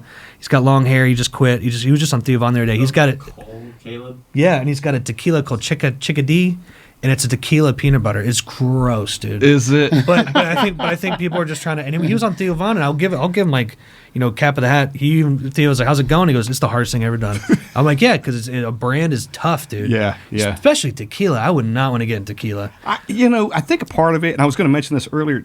If you can find drinks, maybe Screwball was one of these. Maybe that. Maybe it's better in a cocktail. Maybe you can find that cocktail. Sure, like where- like a Christmas time thing. Yeah, find the and right ladies thing. like it. Yeah, and get the thing. And the reason I was going to mention yours is your price point on this thing is beautiful for that. If you get something, I love my shit neat. Once in a while, maybe an ice cube. I love it neat. But man, if you love, hey, I'll just put this in a cocktail in a Manhattan or an old fashioned or something. It's a $40 bottle. You know what I mean? Like Totally. You just spent $60 or $70 and you put it in a cocktail. Sometimes you're like, it's kind of a Yeah, I see what you're saying. Yeah, if you buy like a Weller 12 Yeah. that you found for 120, like, dude, I want to put that in a cocktail. You don't put that in a I put that. cocktail. I may drink that right. neat. You don't put it in Coke. You don't But if do it, yeah, totally. Yeah. Oh, dude, I remember one time I was on tour, just graduated college. We did a show with Avett Brothers. Remember those guys? Uh-huh. And then we did some shows with Spin Doctors and Blues Traveler, and then we did Up and Down. I actually came to Nashville, played the Bluebird, the open mic night, but my name got pulled, so I thought I was a rock star. And then we went back into Hilton Head in South Carolina, and whereas the last show, it was me and my buddy Tom. We're doing this acoustic tour, and we were having the time of our lives because we had no responsibilities, and so we're just drinking, And so we're playing, and we see this older guy, give us a shot of Pappy, like Yeah. 13 year or something. Yeah. I was like, what the fuck? And it was my dad. He's like, hey, came to your show. And then some guy down the bar goes, I'll have one of those. And he put Coke in it. And we're like, oh, what are you doing? doing? No. It's the basic law of whiskey. Don't do God, that. there was years ago I somebody. was so pissed. There was years ago somebody. I don't drink Coke and soda, and there was years ago somebody had bought me a Jack and Coke, and I took 2 sips of it and I just dumped it out. I said I can't do it. This Yeah. is gross. I probably did it 30 years ago. The or, only thing I do is ginger beer. yeah. I like ginger beer. Yeah. My favorite cocktail is Kentucky Mule. If it's like that, like with a soda, but not Yeah. not ginger ale, ginger beer. Right. You know what I mean? So that's, Yep. that's my favorite. Scott, I feel like we could talk all day with this man about bourbon and the beer, but We're you gonna. know, Taylor's gonna let us stay here till like 11. It's I 11 think. o'clock tonight we'll I be think here. we booked it till 11. yeah, why not? Cheers to Taylor. Thanks, Taylor. Thank you, sir. He said he didn't have anybody else after us. Dude, Yeah. I think the guy's single. I don't know. That's good. Cheers. Cheers, But, man. you know. This is Oh, sorry. Same here. Cut that. Yeah. Cut that. he's like he's taking it out right now. Yeah, no, I'm just kidding. We got to talk about the music because, Tyler, he does have a new single coming out. And by the time It's kind of your day job, this isn't it? podcast comes Yeah, out, music. Yeah. you're going to have some new music out, man. Drops on Friday. Yes, sir. Yes. Tell us Congratulations, about it. by the way. Congratulations. Another round here. Yeah. Very cool. Yes. Very excited. What's it called? Put the Hurt on Me. Thanks That's for checking right. it out. It's got my buddy Peter Keys, Leonard Skinner Nut, which we brought him in here before. Cool. Yeah, man, it's cool. It's a tune I did. My friend Trey Sasser was like, "Hey, come! I want you to record me." And I was like, "Man, I don't have any other songs. I just did a record, which that's gonna come out soon." But then I was like, "Fuck it! I want to write this new song," and I wrote it like in 2 days. And I was like, "Oh, I haven't done that in a while." And I think, dude, Taylor's a musician too. Sometimes you feel like I can't do this anymore. I can't write songs anymore. And then you do it, and you're like, "Oh God, I did it again!" You know. yeah. And we recorded it one day, and then my buddy Ryan Sanchez, who's my co-host on my podcast here, he did my whole other record. But this, I was like, man, can you put your little pizzazzle on it? And he took it and did some cool shit to it from the stems we did from that session. And man, it sounds kind of cool. I like it a lot. So I did the song "Wicked Girl" with also Peter Keys on it, and I thought no one's gonna like this song. And sometimes you just put it out, and then dude, it landed like NASCAR, Fox on Sports. Yeah. They licensed it. Modern Blues Rock on Spotify still has it on their official thing. Pandora. Whole bunch of cool shit. So now it's just fun to put music out and just see what happens to it. So And it could I'm be a excited. one-off like that, like you said. Like it Totally. doesn't have to be on a record. It could be. It's on that vinyl I gave you. Yeah, It's the okay. first track. Yeah, man. way. Yeah, check. Yeah, there you go. Woo. Yeah. Thank you for this. What did you say? One of 100? Yeah, 1 of 100. Yeah, I think that's like 97, 96. Nice. Yeah, but the first track on the back, "Put the Hurt on Me," it's on there. Oh so. shit! Steve, man. you could keep it half the time at your house. there you go. I should have brought two. I'm my gonna. bad. Say, I'm gonna start. It's gonna start at my house. How does that conversation? I mean, I'm sure you probably have known him for a while, but Peter Keys of Leonard Skinner. How does that conversation happen that he's going to do this? Help you out doing the song. He's just a kind guy. Yeah. He was a client of mine for my company, Artist Formula, years ago, because he's like, "Hey, man," which I get it. Most just musicians are, we're like carnies, is what we used to call it. Like you're trying to get you do a gig and you find a good gig, but you're always like, it's like the film industry. Like you're doing one gig, you're like, I got to think about the next one. You know what I mean? Because it's gonna end. So he hit me up 2020. He's like, "Hey man, I don't know how long Leonard Skinner's gonna be around, even though they're still doing it." And he's like, "I need to boost up Peter Keys as a thing." So he hired us to do a lot of stuff for him. And so then eventually one day I was just like, you hired me. Let me like do something for you. And so I was like, "Hey, don't hire me for this service." Did a whole bunch of Spotify stuff for him. I was like, "If you don't hire me, then can you play on one of my tracks?" And he's like, "Oh, done, easily." And so he played keys on that first track. And so then for this one, I just texted him. I was like, "Dude, I got a new track. You want to do it again?" And then this time I hired him. Yeah. And so it's just like just being buddies. And he came on this podcast, and he's just a shit. It's just I'm glad to have his number. And I think what that too is, with anybody on that kind of level, you just don't bug them. You just kind of like, "Hey, what's up, dude?" Yeah. And you keep it cool. Yeah. Like, even though I worked for Eric Bass or Shinedown forever, he barely talked to me. And then now they came here the last week. He's like, "You better show up." You know what I mean? So I think it's just you got to build a relationship and be cool. Yeah. And then now it's a cool thing. So just naturally let it grow. Yeah. And also too, like this time I was like, I deserved. You deserve to be hired this time. So I paid him full price to play on it. So Is he local? Does he live? oh yeah, he's got a studio here called like Stoner Creek Studio. Okay. Does a lot of stuff for Yellow Wolf. He's a rapper. Okay. And Wow. the same place that this now comes out of, Next Century Spirits, they make his called Creek Water. Have you seen that one? I don't know if I've seen. It's like a $20 bottle of whiskey. It's 1 day old what do you call it? It's the moonshine and lightning. What do you call white lightning? Oh, white lightning. Yeah. 1 day old white lightning, and they use that technology I told you about, and they flash age it, turn it whiskey. Yeah. That's creek water. Okay. Wild, right? Yeah. Yeah. So anyway, but And they can sell it for $20 probably because there's not a lot of time invested. holy in it, shit! I right? bet that bottle cost them like $2. You know what I mean? So they make a lot of profit on that. Okay. You got to think about that too, man. Price point's a special thing. Yeah. Man. It is. And then Yeah. like when it comes to music, music's worthless now. Yeah. You know what I mean? It's because everyone go on YouTube. Yeah. YouTube's the biggest platform in the world because you don't have to log into it. Right. You know what I mean? So anyone across the world can go on it. And Yes. so music, in my opinion, is people all the time, and they'll bitch about, oh, Spotify's not paying us. It's like, well, they're a publicly traded company. They have investors. They have to, make a return on their investment every quarter, And so they just learned how they somehow crunched it where the artists get screwed and they're making tons of money. And so that's the model now. So, music's free. You got to do something else to make money. You know what I mean? Well, it's interesting because you were, even before we started recording today, we were talking about the platforms that we record on and things like that. And it's even more for you. You're in the music business, and how much from the time you started years ago till now, I mean, does your mind just blown how everything has changed, how you go about trying to get you out there to Sure. Sorry. Sorry. Too much whiskey, Steve? No, actually, it's just allergies. No, how much have you just been out there as far as like what you're trying to do and get the word out of who you are compared to the way it used to be? Honestly, it's kind of the same. I think me and Taylor are the same age. We grew up with the internet. Yep. And so it's the same thing. It's just the platform changed a million times. So back when I was starting, it was MySpace, And so you just posted all the time. And Craigslist was a big deal. I used to get my band booked. I was like 16 and get like $5,000 to go to Myrtle Beach and play like a random stupid gig. And everyone's like, what the fuck? How'd you do that? You know what I mean? And so just the internet. So I'm lucky to grow up with the internet and see it change. I think some artists now that they're younger and they see TikTok, they go, oh, that's it. I'm a TikToker. And so for me, I'm kind of like, man, you got to use all of it. And it's just marketing, man. Like I don't find it that it's harder. I mean, I will say this. I used to get paid $1,000 a month from Spotify, and I'm still getting the same amount of streams or probably a little more. And now I'm getting like 200 to maybe 400 a month. And so that sucks. But when I was living in LA though, that was like my rent. And so I thought I was a rock star. I was like, man, I don't have to work. I'm paid. And so that changed, but no, it's just marketing. It's just the internet's awesome. I mean, the internet is probably the worst thing in the world too, but also, you know what I mean? Like people just get so obsessed with it. And their brains get all melted. But negativity and stuff like that too. Yeah, like your anxiety goes up, and oh man, like because a lot of people compare themselves, and I always try to say that everyone's on a different timeline, and also I get caught up in that all the time too, because I'll be like, man, I wish I was bigger, but then you go, where was I last year? I mean, I've been doing music for 20 years, and so I was like 16 when I started. I'm 35.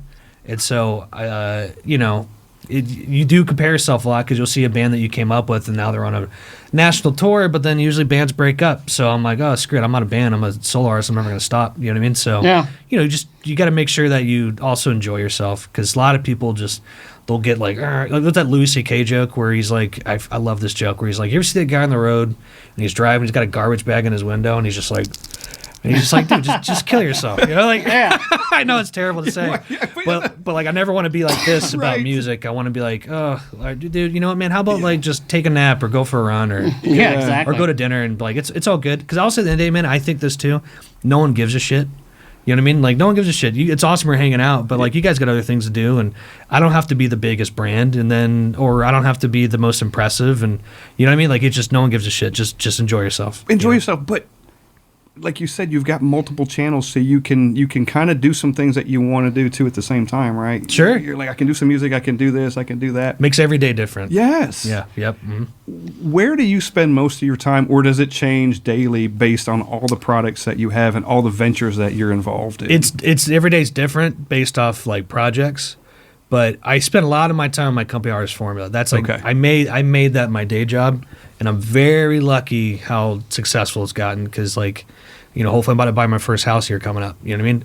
Off my own company. That's you know what great. I mean? Yep. But I've gotten really good at my taxes. Because you will get absolutely screwed if you don't know what you're doing. You know what I mean? And I had a musician I bumped into last week that it was in Printer's Alley. It was called Fedora. It closed. It was awesome. It was these killer family that owned it, and it closed right across from the Blues Bar. Anyway, I met him there, and I bumped him at MJ's right across from. It's right. It's Printer's Alley. It's right next to it. But anyway, he was like, "Bro, how do I do my taxes?" I was like, "Oh, hit my CPA up." Like, that's my one thing about running my business. Sometimes I'm like, I got audited once, and I took a loan out. That's what it was, and I didn't report it. But I got a letter in the mail. I was living in California, and I almost like walked into traffic. It said I owed $60,000. I was like, "What the?" It was crazy. Yeah. And so, but anyway, it's just whatever. Artist Forma for sure. That's my money maker. That's how I can go to dinner and stuff. But I'll always keep making music, and then this is always cool because now it's starting to kind of grow some legs. So if on the weekends I'm full blown doing this, if I'm not touring. Okay. Every Thursday, Friday, Saturday, Sunday. Every Sunday I'm at Frugal. I created my own tasting day there. I go, hey, let me do 12 to 3. And they go, we don't do that. I go, I think like the rich guy is there kind of walking around looking. Thursday, Friday, Saturday, everyone's trying to get screwed up. You know what I mean? Okay. So like, I don't want to really, because I've been there before, and they go, no, man, I'm looking for a high noon. And I'm like, oh, okay, never mind. But on Sundays, dude, I'll sell 2 cases sometimes. Because it's just like these guys are like, oh, I'm in town, I'm from Alabama. Or they get terrible liquor down there. It's an ABC store. And they go, oh, this is cool. I've never seen this before. And I'll sell this one lady one time walked in there 2 weeks ago. She bought 4 of these and 2 single barrels. That was like $400. I was like, whoa. You know what I mean? You're welcome, Frugal. Yeah. Dude, I love Frugal McDougal. That is such a killer store. What's y'all's favorite store in town?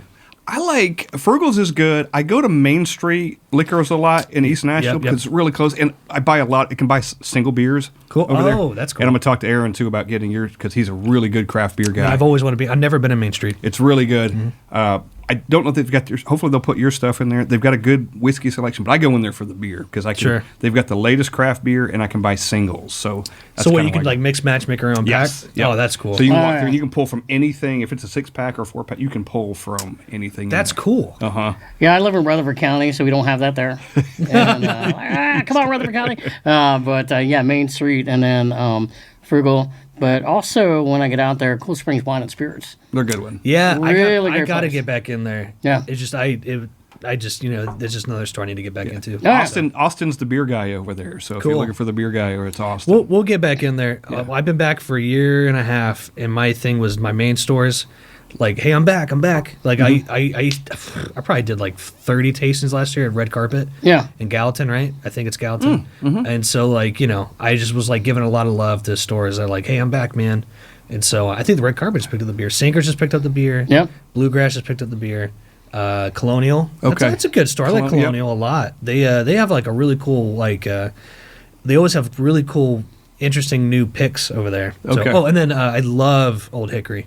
Okay, I haven't been in that one. So Neil and the whole staff came to the show the XN. I was like, what? That's great. I think I'm doing my first store pick with Old Hickory.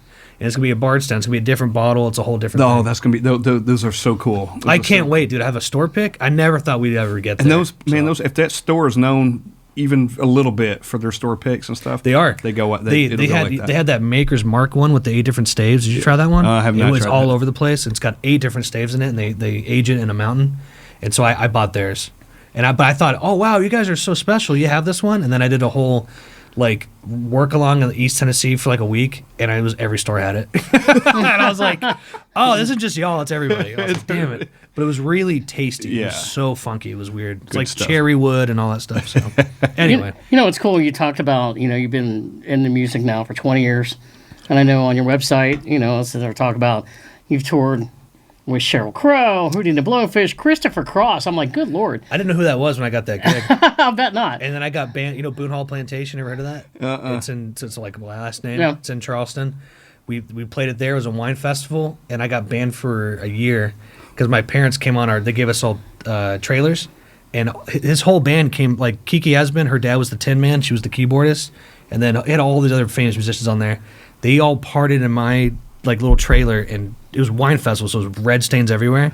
And then I got a letter going, you're not allowed to come back to Boone Hall. And I was like, it was my fucking parents, dude. Like, yeah. It wasn't me. But it was pretty rock and roll. I was like, that's cool. Man. Yeah, that's cool. We didn't throw any chairs out the window, but we stained up the carpet a little bit. The guy came on there, the guy that like the director of the festival, and he opened it up, and we're all like, and the guy's like, get out of here! Like, oh shit. No, I gotta tell you, I growing up. Christopher Cross is a badass guitar player. Yeah.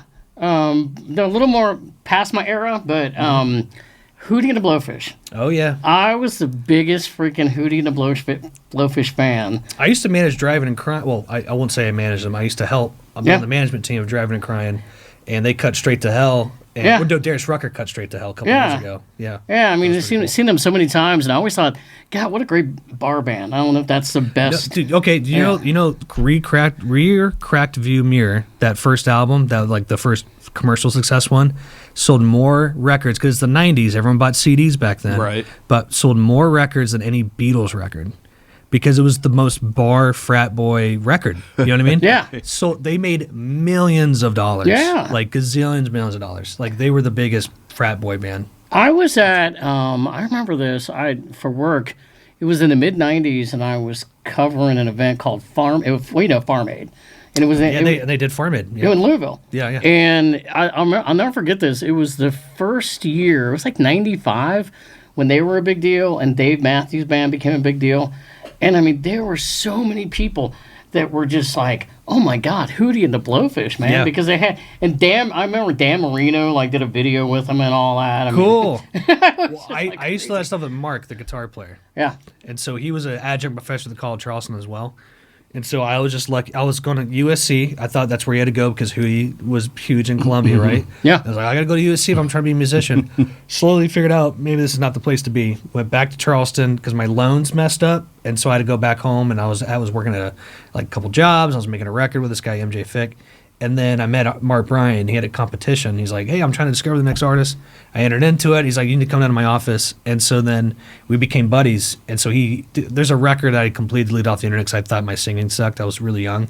But he played mandolin all over it, and we just were buddies. And so then I opened up for Hootie in Daniel Island in Charleston. And then a lot of I used to go to golf tournaments with Mark Bryan. It was wild. And I'm a terrible golfer.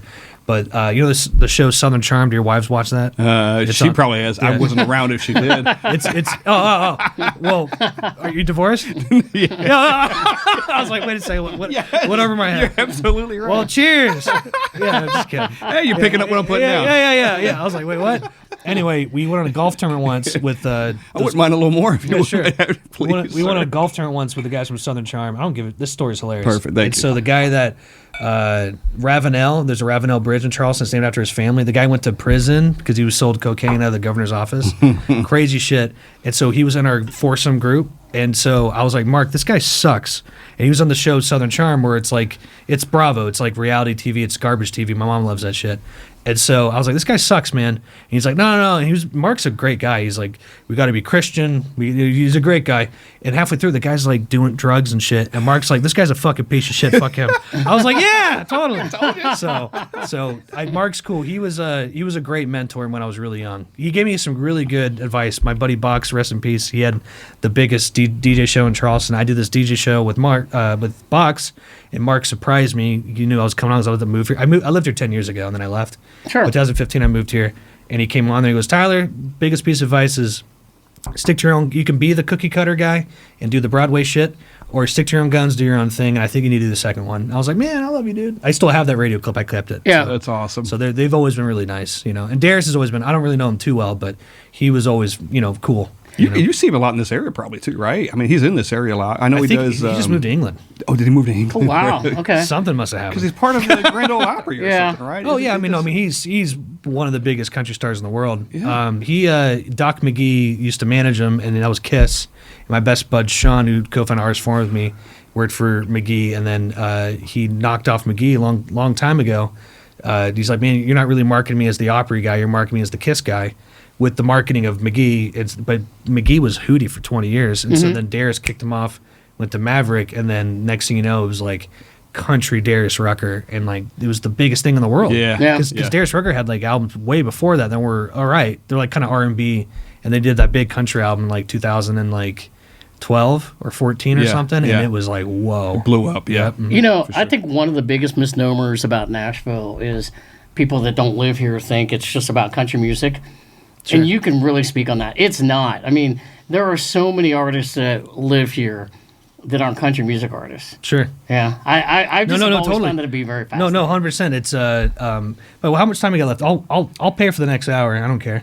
If it's good content. 8 minutes till 7:30. All right, cool. Well, then I'll get the next round because it's good content for me too. If you want. When do you start? 6? Yeah. So then I'll get it till 8. So cool. Anyway, cut that. No, I'm just kidding. No, you leave that in. Yeah. All the punk rock guys moved here. Mm-hmm. So like all like Yellow Card and Reliant K, all these bands that I grew up with were. If you go see any country, like this week's CMA Fest, which I'm staying away from all that. Yeah. But if you see any of the country artists, they're up there. They got their own thing going on, but the whole backing band is dudes in tattoos because they're good musicians. Right. But the punk music's definitely back, but they're just like, I'm available, and they go on tour. Like, you go see Morgan Wallen's band, my buddy Hoogie, who is the tech for Shinedown, really good friend of mine. He texted me yesterday. He's now on tour with 3 Days Grace as their tech. We were hanging out somewhere, 1230 Club, and then right next to it's like a tequila bar, and he saw the Morgan Wallen band, and they're all dudes with gauge ears, and they're all punk guys. They're not your country stars. Yeah, but that's where the money is. Yeah. You know what I mean? So, but there's a ton of music here that's not. I mean, it's the music industries here. Right. L.A., my opinion, it's more.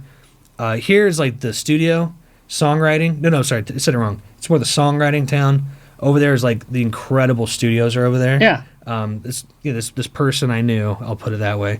Same thing with you. The person I knew back in the day, she used to run United Recording, which was Frank Sinatra's spot, and it was incredible. Yeah. We had a dinner there once, and Eric Clapton's bass player was sitting next to me, and I was freaking out. I mean, like, it's just, that's the studio place where the studios are huge, incredible. There's badass studios here too, but I think the more productions in LA, and Nashville's the songwriting town, and so everyone's coming here to be like rubbing shoulders, because it all starts with the song. Yeah. If the song sucks, you can polish a turd, but it's still a turd. You know what I mean? Yeah. But if the song's incredible, you can't knock it. You know what I mean? I don't have any musical talent other than liking music and asking questions. But I've always one of the things I've found cool, and I've told other friends of mine that play drums or sing or whatever, and I'm like, I think it's cool to see people in other genres either play their music or support them. Sure. I remember one time being at an REM concert, and all of a sudden they said, "Hey, we got a special guest coming out here in Nashville," and it was Richard Marx.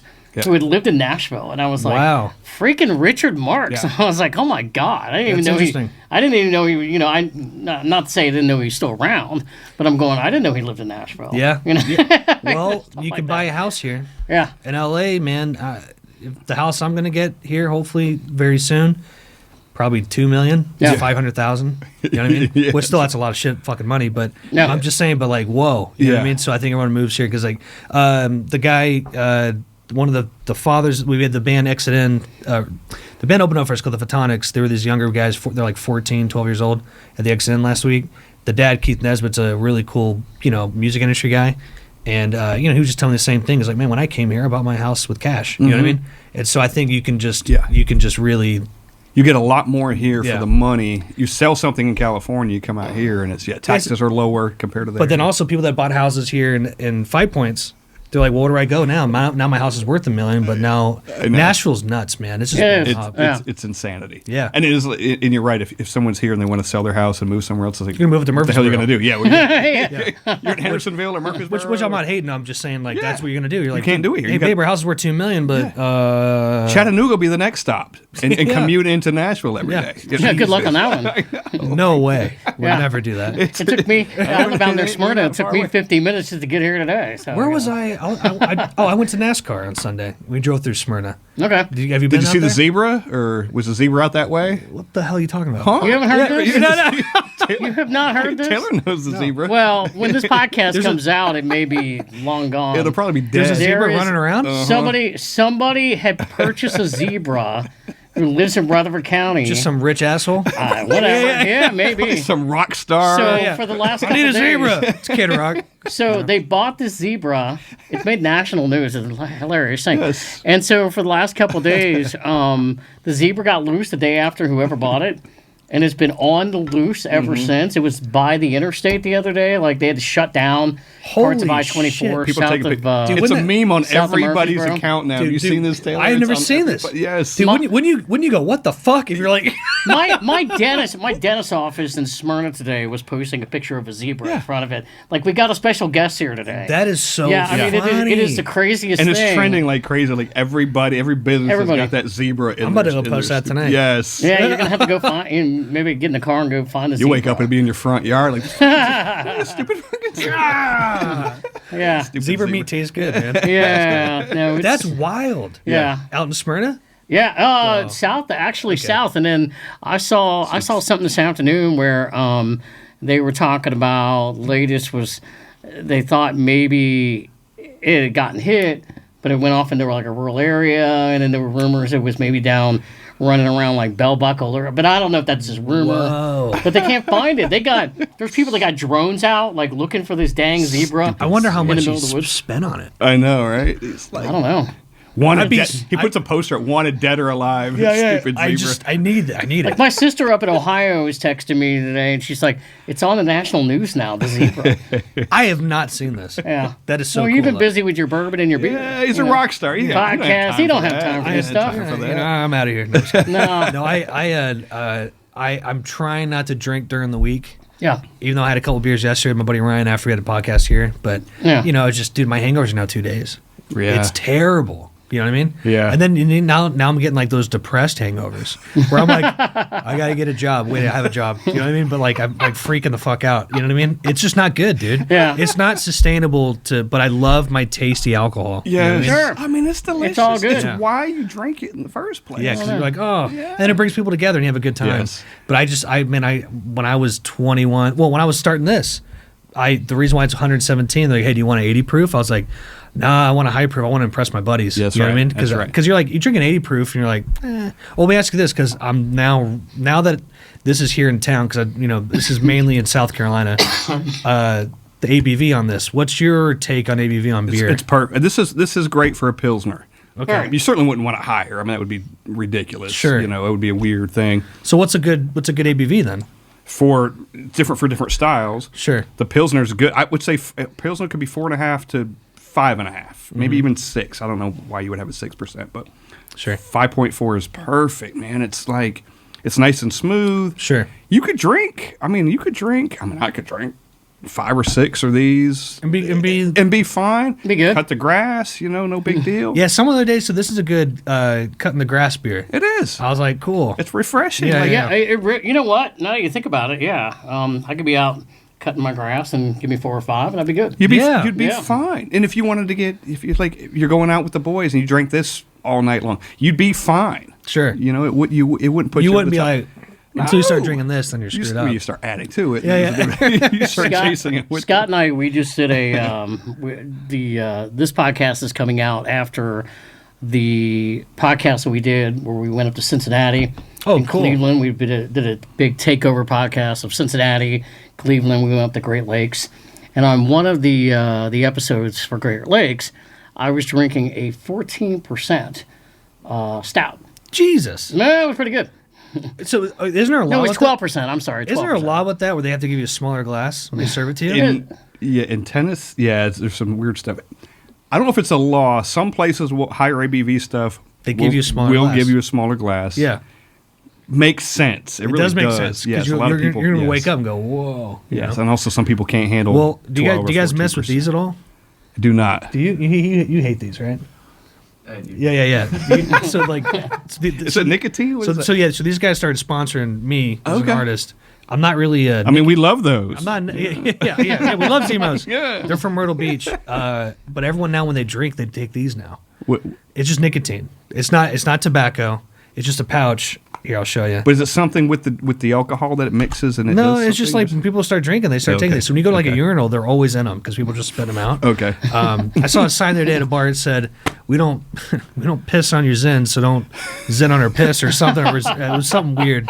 But anyway, I'm just saying this is like the newest, the biggest Okay. hit in Nashville. Everyone's Right. doing these. You just we go out stick it- drinking, people always have them in their pocket. It looks like tobacco. Yeah. It's just weird, man. The drinking culture is just Nashville is just like top of the top. Yeah. People are just drinking all the time. Yeah. I used to go to Red Door all the time. And now it looks like an episode of like an 80s Aspen movie. You know what I mean? Like all beautiful, rich assholes. And I'm like, fuck At this. the Red Door? Yeah, at the Red Door in Midtown. But it used to be like the dirty place. Yes. Now it's all like tourist. Like, is it cool to be? It's like, cool. It's cool to Yeah, it's totally. cool to Like be they got at a the ripped dive T-shirt bar. that they Yeah. just bought that day. You know what I mean? And I'm like, you know. I was gonna ask you though, not to leave anybody out, but do you have some go-to breweries in Nashville that you like to go to?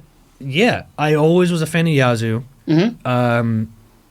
What's the other one? Oh my gosh, dude. There's one there. God, what's it called? It's got the car on it. I was the bar back there at the old location. Tailgate. Yeah. Yeah. Tailgate. I was a bar back for a day. I walked Yeah. in and I quit. Did you? I was 25. Yeah, I was like, Which screw this. location? Out Charlotte. Yeah, the old one. Okay, yeah. And so I walked in. They go, "You're gonna make sandwiches." And I was like, "Fuck this." I'm not. I was like, not "I'm doing this it." shit." I thought I was gonna like do beer, stuff. yeah. But I love Yazoo. I think Yazoo is probably my favorite. Yeah. I met the people from Jackalope recently at Mother's Ruin. That's a great bar. I'm down the street from that. Okay. Jackalope I think is great. But let me ask you this: what's your favorite bar? Ooh, You got a favorite bar in town? bar. God, boy. God, I used to, It's hard. back in the day. Okay, yes. then say your back of the day one. Like what was the bar that you just fucking loved? I love Roberts on Broadway, but Yeah. but that's if I'm on Broadway. Yeah, if you're down there. Yeah, then I'm Broadway. But I'm not a big Broadway guy. no. I've got two that I can think of right now. I live in Lenox Village, and right down the street from like Nolensville. There's a place down there called Happen Chance, and it's like a craft cocktail place. Yes. You know this place? Yeah. Yeah, there's one Okay. big- It's next to the pizza place right in the little strip mall. Happen Chance. Great cocktails, craft cocktails. Love that place. And there's another one next to Gray's on Main in downtown Franklin. It's called Oh Be Joyful. Oh, I've heard of that. It's owned by the same people. It's in the same building. It's like one wall. You know, it's like really tiny. It's really narrow and Yep. stuff. Same kind of thing. Great cocktails, craft cocktails, and you go those kinds of places. I like. You love that. I do love that. I need to brush really harder with Franklin because Franklin is awesome. Downtown Franklin's cool. Yeah. I love. There's a lot of good stuff. And we're not doing as much as we should down there. You know, There's I've a tap always- room down there too. There's a little tap room. Tap room. Yeah, a little I beer gotta, tap I room gotta down get there. these freaking kegs up here. Yep. That's been a I've always kegs. told friends, you know, You put them in. You bring them. We'll put them in the car. We'll drive them around. Hey, Got these in your mouth. Deep South Carolina. You got a keg now. Listen to me. Well, go ahead, sir. no, I said, I get, you know, you get friends come in town. They're like, hey, hit Broadway. I'm like, yeah, fun. But I'll tell you, the one place that I will always go to, because the history, you walk in there, and I'm a history guy. Freaking Tootsies. Oh yeah. I mean, I just see everyone from Charleston that tried to be a country star that came up here and lived here. Sure. They all played at Tootsies. yeah. And I walk in there and be like, "Dollar, hey, man," Yeah. or the Tin Roof. Yeah, Yeah. Tin Roof. Yep. 'Cause the Tin Roof's a chain. There's Tin Roofs in South Carolina. Yeah, I so. used to work down on Music Row though, but you know, we used to always go down to Tin Roof, get off work, and Yeah. head on down there. What, And- the one, Demumbrian? Yeah, Oh, I think that one used to rock. And Yeah. Now you go in there, it's like a ghost town. yeah. Well, and for me, I mean, it goes back. I haven't worked down there in like 20 years. Okay. But yeah, we used to go down to Tin Roof all. What'd the you do on time. Music Row? I used to work in radio. Okay, dude, I love radio. Yeah. I can name the call letter signs on so many stations. I'm a AAA artist, Okay. so I have messed with rock because Yeah. my opinion, rock like Shinedown, good example. Yep. Back in the day, like Colt 40 or was it Down of 45, like Yeah. the old album that's like the Yeah. big one. I call that butt rock. And that's the term I call it. Like Yeah. it's not it is active rock, stations. But it's like butt rock it was it's Five Finger Death Punch, all those bands, and then all of a sudden the music just changed, right? And so I would do really well sometimes when the music was a little harder. Like Eric Bass, he did a song of mine called "Getting High," and it's more like a Black Keys kind of song where the chorus is catchy but it's like heavy. I did a couple rock campaigns where it was all Midwest because my opinion, what I heard from people is rock is dying for new bands, so they're pulling from AAA and they're bringing them into rock into the rock format. And so I would see myself charting on rock as an independent. It'd be like Hailstorm, Shinedown, Yeah. Tyler Boone. I go, that's weird Yeah. because I don't have like a crazy metal name. You know what I mean? But AAA, like Lighting 100. But in Charleston, there's a big Yeah. AAA called Yeah. The Bridge, WCOO. But the Yeah. But the rock one is WYBB. Here WROT, like KCSN in LA. Yep. They're the third biggest or second biggest AAA, and I used to mess with them all the time. KXFM in Malibu. So I love radio, and I think radio is still super important. Yeah. You got to have a lot of money to freaking chart. And actually, you can break a band for sure. You just got a lot of money to do it. Well, it was funny. So my background was news. So I worked here. I worked at an AM station. It was a station called WLAC, and I did news there. In the station on Music Row, there were 5 other radio stations in the building. You had 105.9 The Rock, The River, WSIX, and then the urban station as well. And it was funny because sometimes you'd walk down the hallway and you'd hear about somebody that was in rock and roll or whatever being in the building, and it was like, oh, there's Billy Idol, walking down. One time it was David Lee Roth, Whoa, walking down the hallway, and I'm like, David Lee Roth, holy crap, So yeah, that was kind of a cool experiences. And then that is cool. I know for me when I first moved here, as a reporter, I would be going out and they would send me out. There was a funny story. I'd only been here maybe like a month in town, so 28, 29 years old, coming from Cincinnati, and I remember one day coming in, I looked at the assignment sheet and it said, cover a Garth Brooks news conference. Wow. And he had just come off a world tour, and I looked at the assignment sheet and I actually said to somebody, I said, am I going to get the freaking interview Garth Brooks?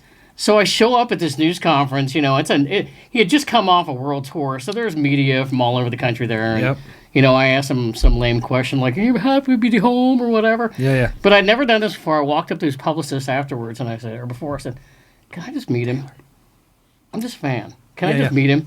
And he came up to me afterwards, shook my hand, hey, how you doing or whatever. But I got to interview, some of the country singers in town, some others. Everybody was always cool. Sure. The coolest person to me was the Oak Ridge Boys. I mean, older band. Yep. But they listened to the station, and there was a guy for the Oak Ridge Boys. His name was Joe Bonsall.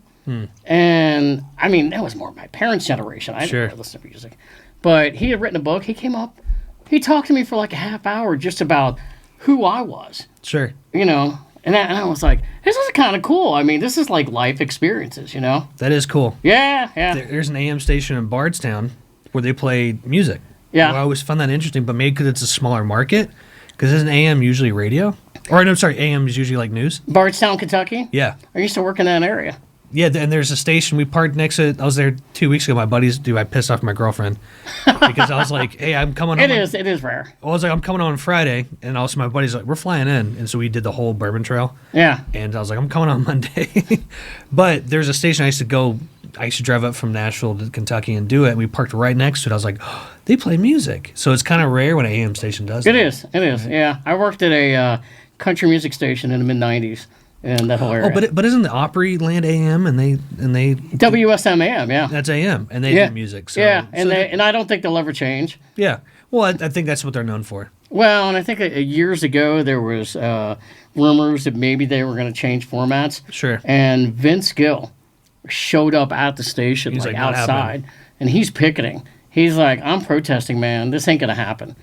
Sure. And I don't know if he was like the influence of it, but it was like, this is the freaking station Vince that runs Gill, the Grand Ole Opry. Yeah. I mean, I think people just know. You got to turn the AM station that's there.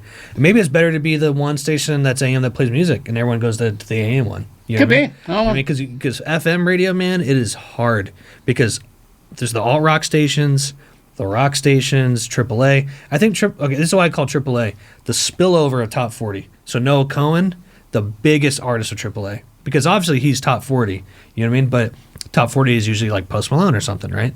And so now the top 40 or the spillover top 40 at AAA, like you are a god. Like you'll be Sound the Ryman if you're like the Revivalist. The Revivalist. I used to tour them a lot. But AAA could be Dave Matthews, Tom Petty to the next big hot band. You know what I mean? And so, what's the big festival, man? I've always wanted to play it. And I've always gotten close to getting on it, and then they don't do it. Live on the Green. Right there downtown. They used to do it years ago. They haven't done it for like 3 years. And I know Gary Crane, he's an awesome program director of Line 100. And I'm like, dude, is it happening this year? He's like, no, it's not. And I'm like, damn it, because they can't get a good sponsor to help them out. And I'm like, it's always a sponsor, man. People don't realize that. Oh, this is huge. They must have a lot of money. No, dude, you got to get like freaking Chevrolet to like drop $100,000 for it to happen. You know what I mean? And Lightning 100 has always been a station that's had like this cult independent following because they're not like corporately owned and stuff like that. And I was part of corporate downsizing. like so many others in Yeah. the world. And not bitter about it or anything like that, but things have just changed. You so just much. remind me. I have to get my radio blast ready for Friday. I forgot about that. What's the radio blast? It's the official way to give music to program directors, and I use All Access.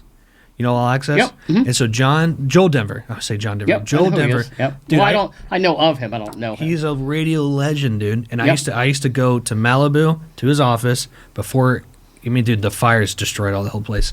But I used to go down there, bring pizza, and be like, "Can I work with you guys?" And they used to give me the best deals. And this guy John Schoenberger, he was the king of AAA promotion.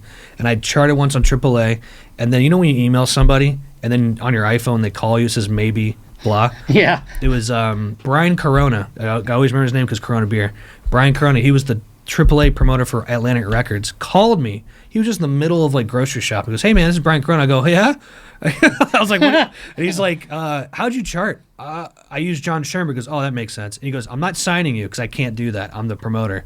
But I just want to say that's awesome that you charted somehow." And I was like, "Oh, what?" It was super cool. So Yeah. anyway, I love radio. Yeah. Yeah, so I'll be going to radio on Friday with AAA. I got to set that up. I've been out of it for a long time. I got out of it like 18 years but ago. I just love radio. Sadly, it's kind of changed a lot. Yeah. I mean, when we Radio's not because, dude, the internet fucked it up. No, it's funny because we even talked about this. Like, I can go on a road trip and I can get in my car and I'm listening to podcasts, Brewery Underground podcast.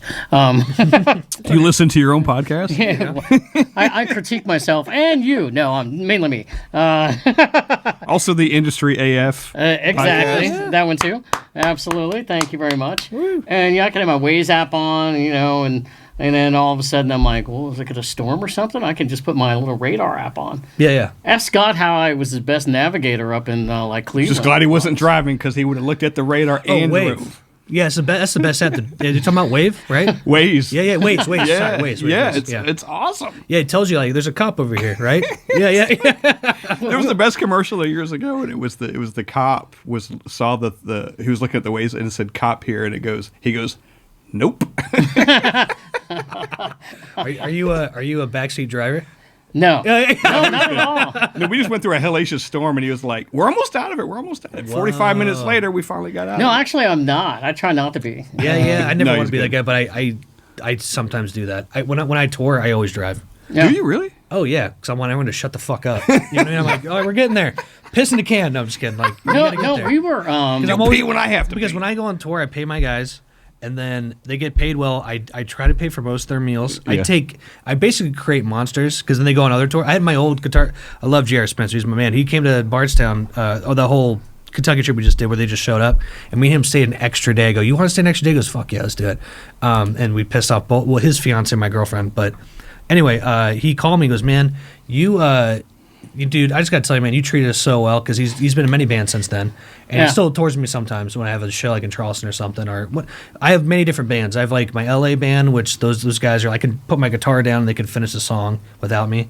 I got my Nashville band, where they're freaking awesome too. But I got my Charleston band, and they're like the Shinedown guys, and it's like heavy rock, you know. Yeah. And so if I know if the shows needs that. You know what I mean? So I hire them. Yeah. And he told me, he's like, "Man, you treated us so you paid for everything, da-da-da." And because you go on other tours, you go, "Oh, man, here's $30. You know what I mean? So you got to take care of your guys. Yeah. 100%. And So but I stick like to with you. drive, though, because what I'm getting at is it turns into a vacation for them. Yeah. And so I'm like, "Guys, we got to get going. We got to go." And they're like, "Oh, okay." You know? We were actually talking about this recently. After our trip, we were like on the road 7 days together, and it's kind of like the It was perfect. 4 match. days too long. Was it really? Was it that bad? I'm just kidding. No, I It's know a what that. joke. No. It's a joke. You're gonna be like, "I'm waiting 10 years for this." Bam! No, it was really funny because I was like, he was driving on this trip and got into a really bad hellacious rainstorm up near Columbus, Ohio. And he's white knuckling it, and I'm like white knuckling, just watching it going. I'm glad I'm But not not the with the one plastic driving. bag, though. But yeah. But we had Kill yourself. we had a few years ago. We went to Cincinnati. We had stopped at Louisville for the night and got up early. And I'm driving, and I'm just like, let's get up there. And maybe I was a little hungover. And I'm driving, and we hit traffic, and my Waze app did not tell me there had been like a big major tie-up in downtown Cincinnati. And I'm like spewing every F-bomb you could possibly imagine. Sure. And we get into an area, and I know the area. I said, get on your Waze app. type in this road. If I can get there, I can get us out of this. Yeah. Thankfully, we did. So we're those guys. We're not like we're not yelling at each other or anything like that. No. We just want to get the heck out of traffic. Sure. And we knew if there We was had the child locks on. I couldn't throw myself out of the yeah, car. like I can't take this anymore. You ever seen was it The Office, or it's that movie where they destroy the printer? What is that? Oh, Office Space. Office Space, Yes. where the guy can't cuss, and he's like, motherfucking shit. He does it completely wrong every time. Yeah, And he goes back to get it. yeah, They pull it back. and the guy, the walker's going by him, you know?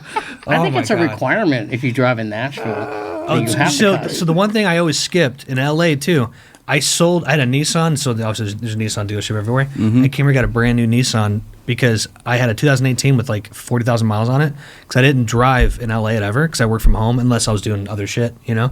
And so I'd never experienced Nashville traffic, and I've never experienced LA traffic because I work from home. Yeah. And my girlfriend works at the State, and then she works at Fog Street, where Yeah. we all hung out. And I don't experience it, man. And so, but the days I do have to travel, I'm like, holy crap, this is bad. Yeah, I do this every day. You know what I mean? Obviously, when I'm touring, different. But I'm home. I don't commute anywhere. I work from home. Yeah. And so I'm like, dude, this sucks. It's a blessing. He does as well. It's a blessing to not have You to work go from home? anywhere. Yeah, but I mean, there was a time I've worked at the same company for years where I used to drive from like my house out to Brentwood, if you're familiar with that area. Yeah. And it was like 9 years. And it was just getting up earlier in the morning to get where I had to go, because if you didn't get out of where I was by 4 o'clock, I mean, you were sitting there for like another hour and a half. Terrible. There was 1 year it snowed in the afternoon. There was a couple inches of snow, just fell real quick.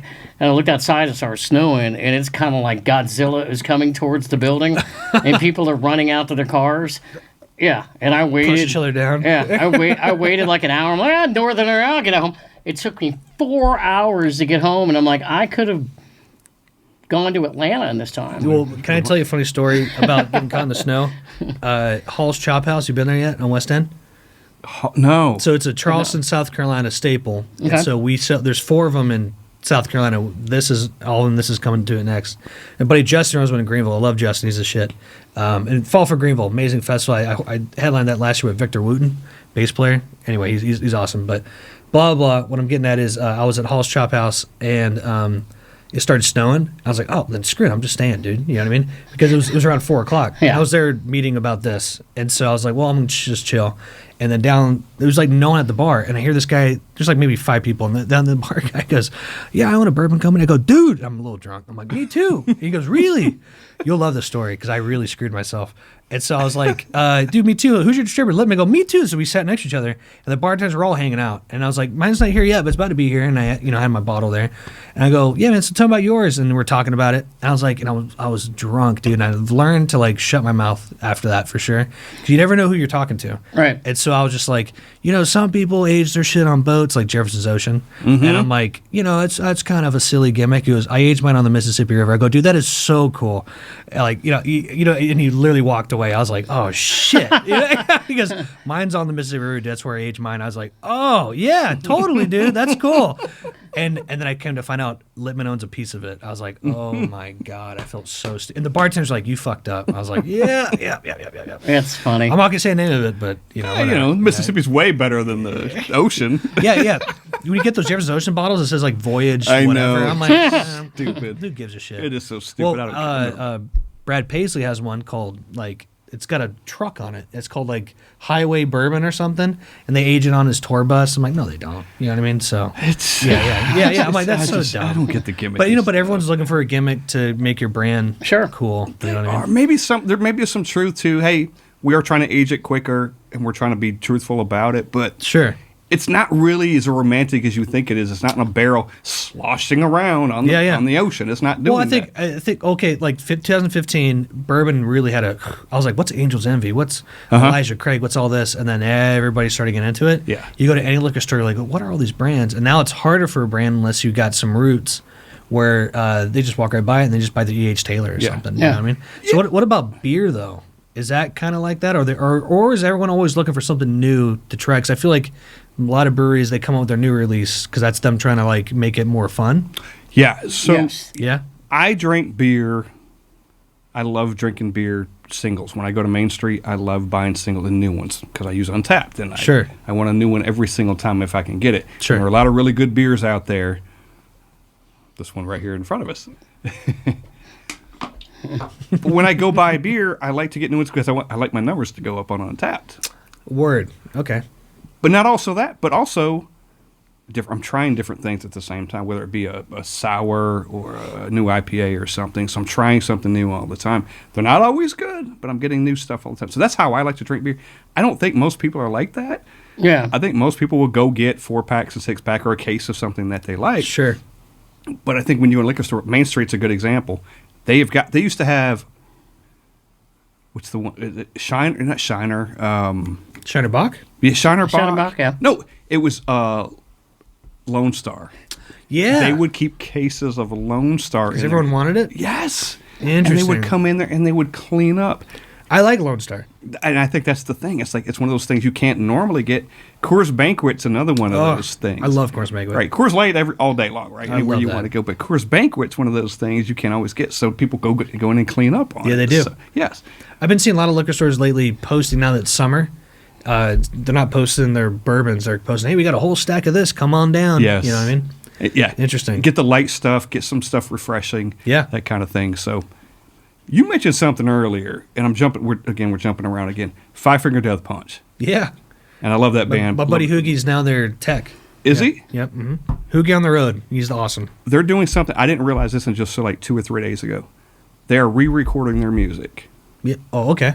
just like Taylor Swift did. Oh, that's what I thought you were going at. It's exactly. She did the whole thing, re-recorded it because of the Big previous. Machine, Scooter Braun, they bought her masters. Yeah. She ultimately bought them back recently. She got them all back. Yep. It's fine. Five Finger Death Punch is doing that exact same thing. They actually have 2 or 3 releases right now They have hardcore fans. of their previous songs. They're doing the same, and they even gave her credit, Taylor Swift credit, as like, in, hey, we're doing this. we're doing the same thing because she got screwed. Thankfully, she got her stuff back and she did the whole thing. So they're doing the same thing, which I think is really cool. And what's cool about it, it's the same songs but they got a nice little twist to them. Yeah, well, I mean, now they're probably different players. Uh-huh. I mean, like, they're same guys, but they play different. They Yep. got more ideas to it. When I saw Fire the Death Punch, my gosh, it was cold. So it was like October, I think, of last year or something. I thought they were awesome because one biggest thing with live music is in Fire the Death Punch, I was blown away. They had laser shows going on. Yeah. It's all about the live show, too. Yeah. Like, that band, they are so... I mean, I'm not the biggest Five Finger Death Punch fan, but, man, they kill it live. Right. And Ivan's a great front man, right? Yeah, He's yeah. interacting He was with up there crowd. wearing like a Tennessee jersey. Yeah. Yeah, that's awesome. They're doing that. That's crazy. Yeah. Wow. For the same exact reason Taylor Swift Yeah, did there's it. probably And I some don't know terrible what- deal within their, that's how I was. I'm in a label advance deal with all my music at the moment. I don't make any money from it because I took like a $50,000 advance deal. No, it wasn't a record label, so there's no services with it. So I just got a check up front, and it was the dumbest thing I ever did. But I get it back in 2 years. I'll get all my music back, and I was like, and I learned a cheap lesson where I had a record deal with Big Machine when I was 27. Maybe I should have taken it because I worked because he's got a whiskey too. It's it's a vodka. He does a vodka. Borchetta. That's his Okay, last does name. it have whiskey too? Yeah, Okay. Borchetta. And so maybe I should have done it because I could have been friends with him, and that could have been a cool relationship. But I didn't do it. But those record label deals, man. If you are not a big country. My buddy Arliss, he was a guest on here. He was our first one. He got Jamie Johnson's first record deal at RCA. He's still his tour manager. Jamie Johnson's never had like a lot of radio success, but he is this huge artist. If someone wanted to, I mean, he did have record deals. He definitely charted number one a lot of times, but you don't hear his music on the radio all the time. That's what I'm Right. saying. And so if you're this big artist where like you have so much more to like, leverage, you know what I mean? But when you're a younger artist, you're taking the deal because like, oh my God, MTV or whatever you're thinking of. You're like, I'm gonna be famous, and so the deals are always terrible. They're always bad. The artists always get screwed because it's the music business. Yep. And as I'm thinking of it, I think what happened was just like they sold their masters. Whoever owned the stuff just sold the masters out from underneath. And you them. never want to sell your master. Right. You never want to sell your master. But the distributor or the label just sold it out from under it, where they had no option to even buy. Yeah, the because thing. now So- what's coming into music is investment groups. So like, what's the guy from Jersey? John Bon Jovi? No, but Springsteen. Springsteen. Oh, yeah. You know, he sold his stuff recently. Now he's a billionaire. Yeah. You know what I mean? Yeah. And so now, like Tom DeLonge from Blink-182, he sold his masters for like $500 million because he needed it for his like crazy alien company that's going to the stars. You know what I mean? And so he needed the money. You know what I mean? And so now that's coming into music. And so that's why it's all changing. We're like, wait, I think what it is these investment companies come in and they go, we got to get something for our investors. Hey, we just bought some masters from this record company. You know what I mean? Right. So that's Which means, what's but they can do what? Put them on commercials and put them in Yeah, movies because syncs. they got to get a payback. Syncs is the biggest thing in the world. If you want to make money in music, touring, and then syncs. Okay. 100%. Like when I got the Fox Sports NASCAR one, I remember I was with my parents. James Fro, my buddy, he's been my bass player in my LA band forever. And out of Charleston, I was with him. I was like, holy, we're at my parents. I was just chilling out. I was like, I just got this email from Fox Sports. Holy shit. And my dad just being like a dad. Ask for more money. And so I was like, I want more money. And literally they responded back like, take it or not. Like, cause I had no leverage. You know what I mean? Yeah. And so I got like $1,200 each time they used it, which it added up. But I'm just saying syncs is the best because every time it was opening day for NASCAR, they use it on TV. Okay. You got paid every time? Every time. Yeah. And then now I still get a residual from BMI. That's my pro. Okay. BMI, ASCAP, CSEC, those are like the three biggest ones. But if you want to make money in that, it's syncs and video games. Like if you get a song in like FIFA World Sports, like you're a millionaire. Yeah. You know, it's crazy. Just so over and over. that's the biggest thing is syncs, but it's hard to get it. It's really hard to get a sync. Somebody's got to, I would think somebody behind the scenes marketing something has to put those together and find a random song or find something that works perfectly. It's like a with- champion. It's like a distributor. They have to champion you. You can get a sync deal, and I have many of them. Yeah. And I've gotten a couple weird ones that paid like $400. You know what I Okay. mean? Yeah. But if I had a big guy, well, actually, I had a big one years ago, and this is how screwed the music industry is. I took the YouTube deal out of TuneCore, which is a distribution company, which I still have my back catalog on them. I clicked the YouTube button, and this is a huge thing in the music industry back in the day. If you let someone third party your publishing, that means they control all your sync deals. And so I had to deal with Lionsgate Films in 2017, actually with this song, Front Page Show. And on the back of that, I couldn't get it because TuneCore owned it. And it was like $10,000, and I was so poor living here when I was 25, and that would have changed my life. You know what I mean? And so syncs are huge. You know what I mean? And so you always want a non-exclusive deal. If you take an exclusive deal, that means you can only work with that sync rep. And then guess what, man? You can be going up, and the sync rep leaves, and no one gives a fuck about you. Right. You know what I mean? Yeah. And so then the non-exclusive gets you out to everybody. non-exclusive, you can just sign with anybody. Yeah, okay. And that's how you should always do it. And now they're starting to realize no one's going to take a deal unless it's non-exclusive. Yeah. You know what I mean? But back in the day, the major, you put stars in your eyes. Oh, exclusive deal, that means you're going to care about me, and you signed it, and then you screwed yourself. 10 minutes later or whatever. And you're like, anything happening? And like, oh, he left. You're like, oh, shit. what the fuck? Yeah, and then you're like, well, you got a contract, you can't leave. So it's crazy, man. The music industry, you never want to sell your master for sure. Never want to do that. No. And I did not do that with my label, Advance. It's just based off sales. Okay. You know what I mean? So I own my master. I can do whatever I want with it. But that was the deal I took. You know what I mean? So here, a lot of kids come here from Ohio or some shit, and they're like, I want to be a star, and they'll sign the dotted line. You know, Tootsies and all those bars on Broadway, they mess with all those players down there, and Tootsies got called out, I think. I don't care what I talk about. I think it was Tootsies, but I could be wrong. Let's just say it was one of the bars on Broadway. They were giving their artists their management deals, and they go, we're going to manage you, and you can't work with anybody because they thought they were creating artists, and bands were signing it, and then the record label would come in and want to sign it, and go, no, you're signing Tootsies. Crazy. You know what I mean? What would Tootsies do with that? I don't know if it was Tootsies. Sorry if it's wrong. Yeah, It or was Tootsies. what would that particular place Well, no, do with they that? just thought like, hey, we're creating you as an artist. Yeah. You belong to us now. Yeah. Yeah, crazy. If they got paid, meanwhile, they weren't doing anything for the artist. Yeah, probably. none, but they owned you. You know what I mean? In case So you the, went and got the paid. music bit, but you know, man, you can always get a lawyer. A contract can always get broken. Yeah, You know what I mean? sure. So, Cost you money. yeah, but it costs you money, and Yeah. usually artists don't have it. So. Yeah, exactly. You had a fun thing. You've had a lot of fun things, I'm sure, in your life.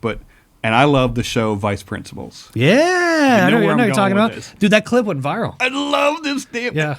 I didn't know it was you until you had posted something about it recently. Yeah. So the show Vice Principals on HBO with Danny You know what I'm McBride, talking about? Walton Yeah. Goggins. I funny- love the guy. funny clip. It First of all, is. those two together are amazing. Right? Walton Righteous Goggins. Gemstones. Dude, he was, Danny McBride lives in Charleston. Does he live? Yeah, Okay. and that was all filmed in Charleston. That's right, because he moved down there to shoot the whole. Because there's a tax credit. Was it Forrest Gump? That's why they filmed it there. 'Cause Okay. The tax credits are huge. Yeah. And Dan McBride has a tequila, and we're about to put on a show in Charleston it's called Don Gato tequila. It's got like what's up with Jack Black? What's the movie he did where he's like a priest? and Nacho Libre.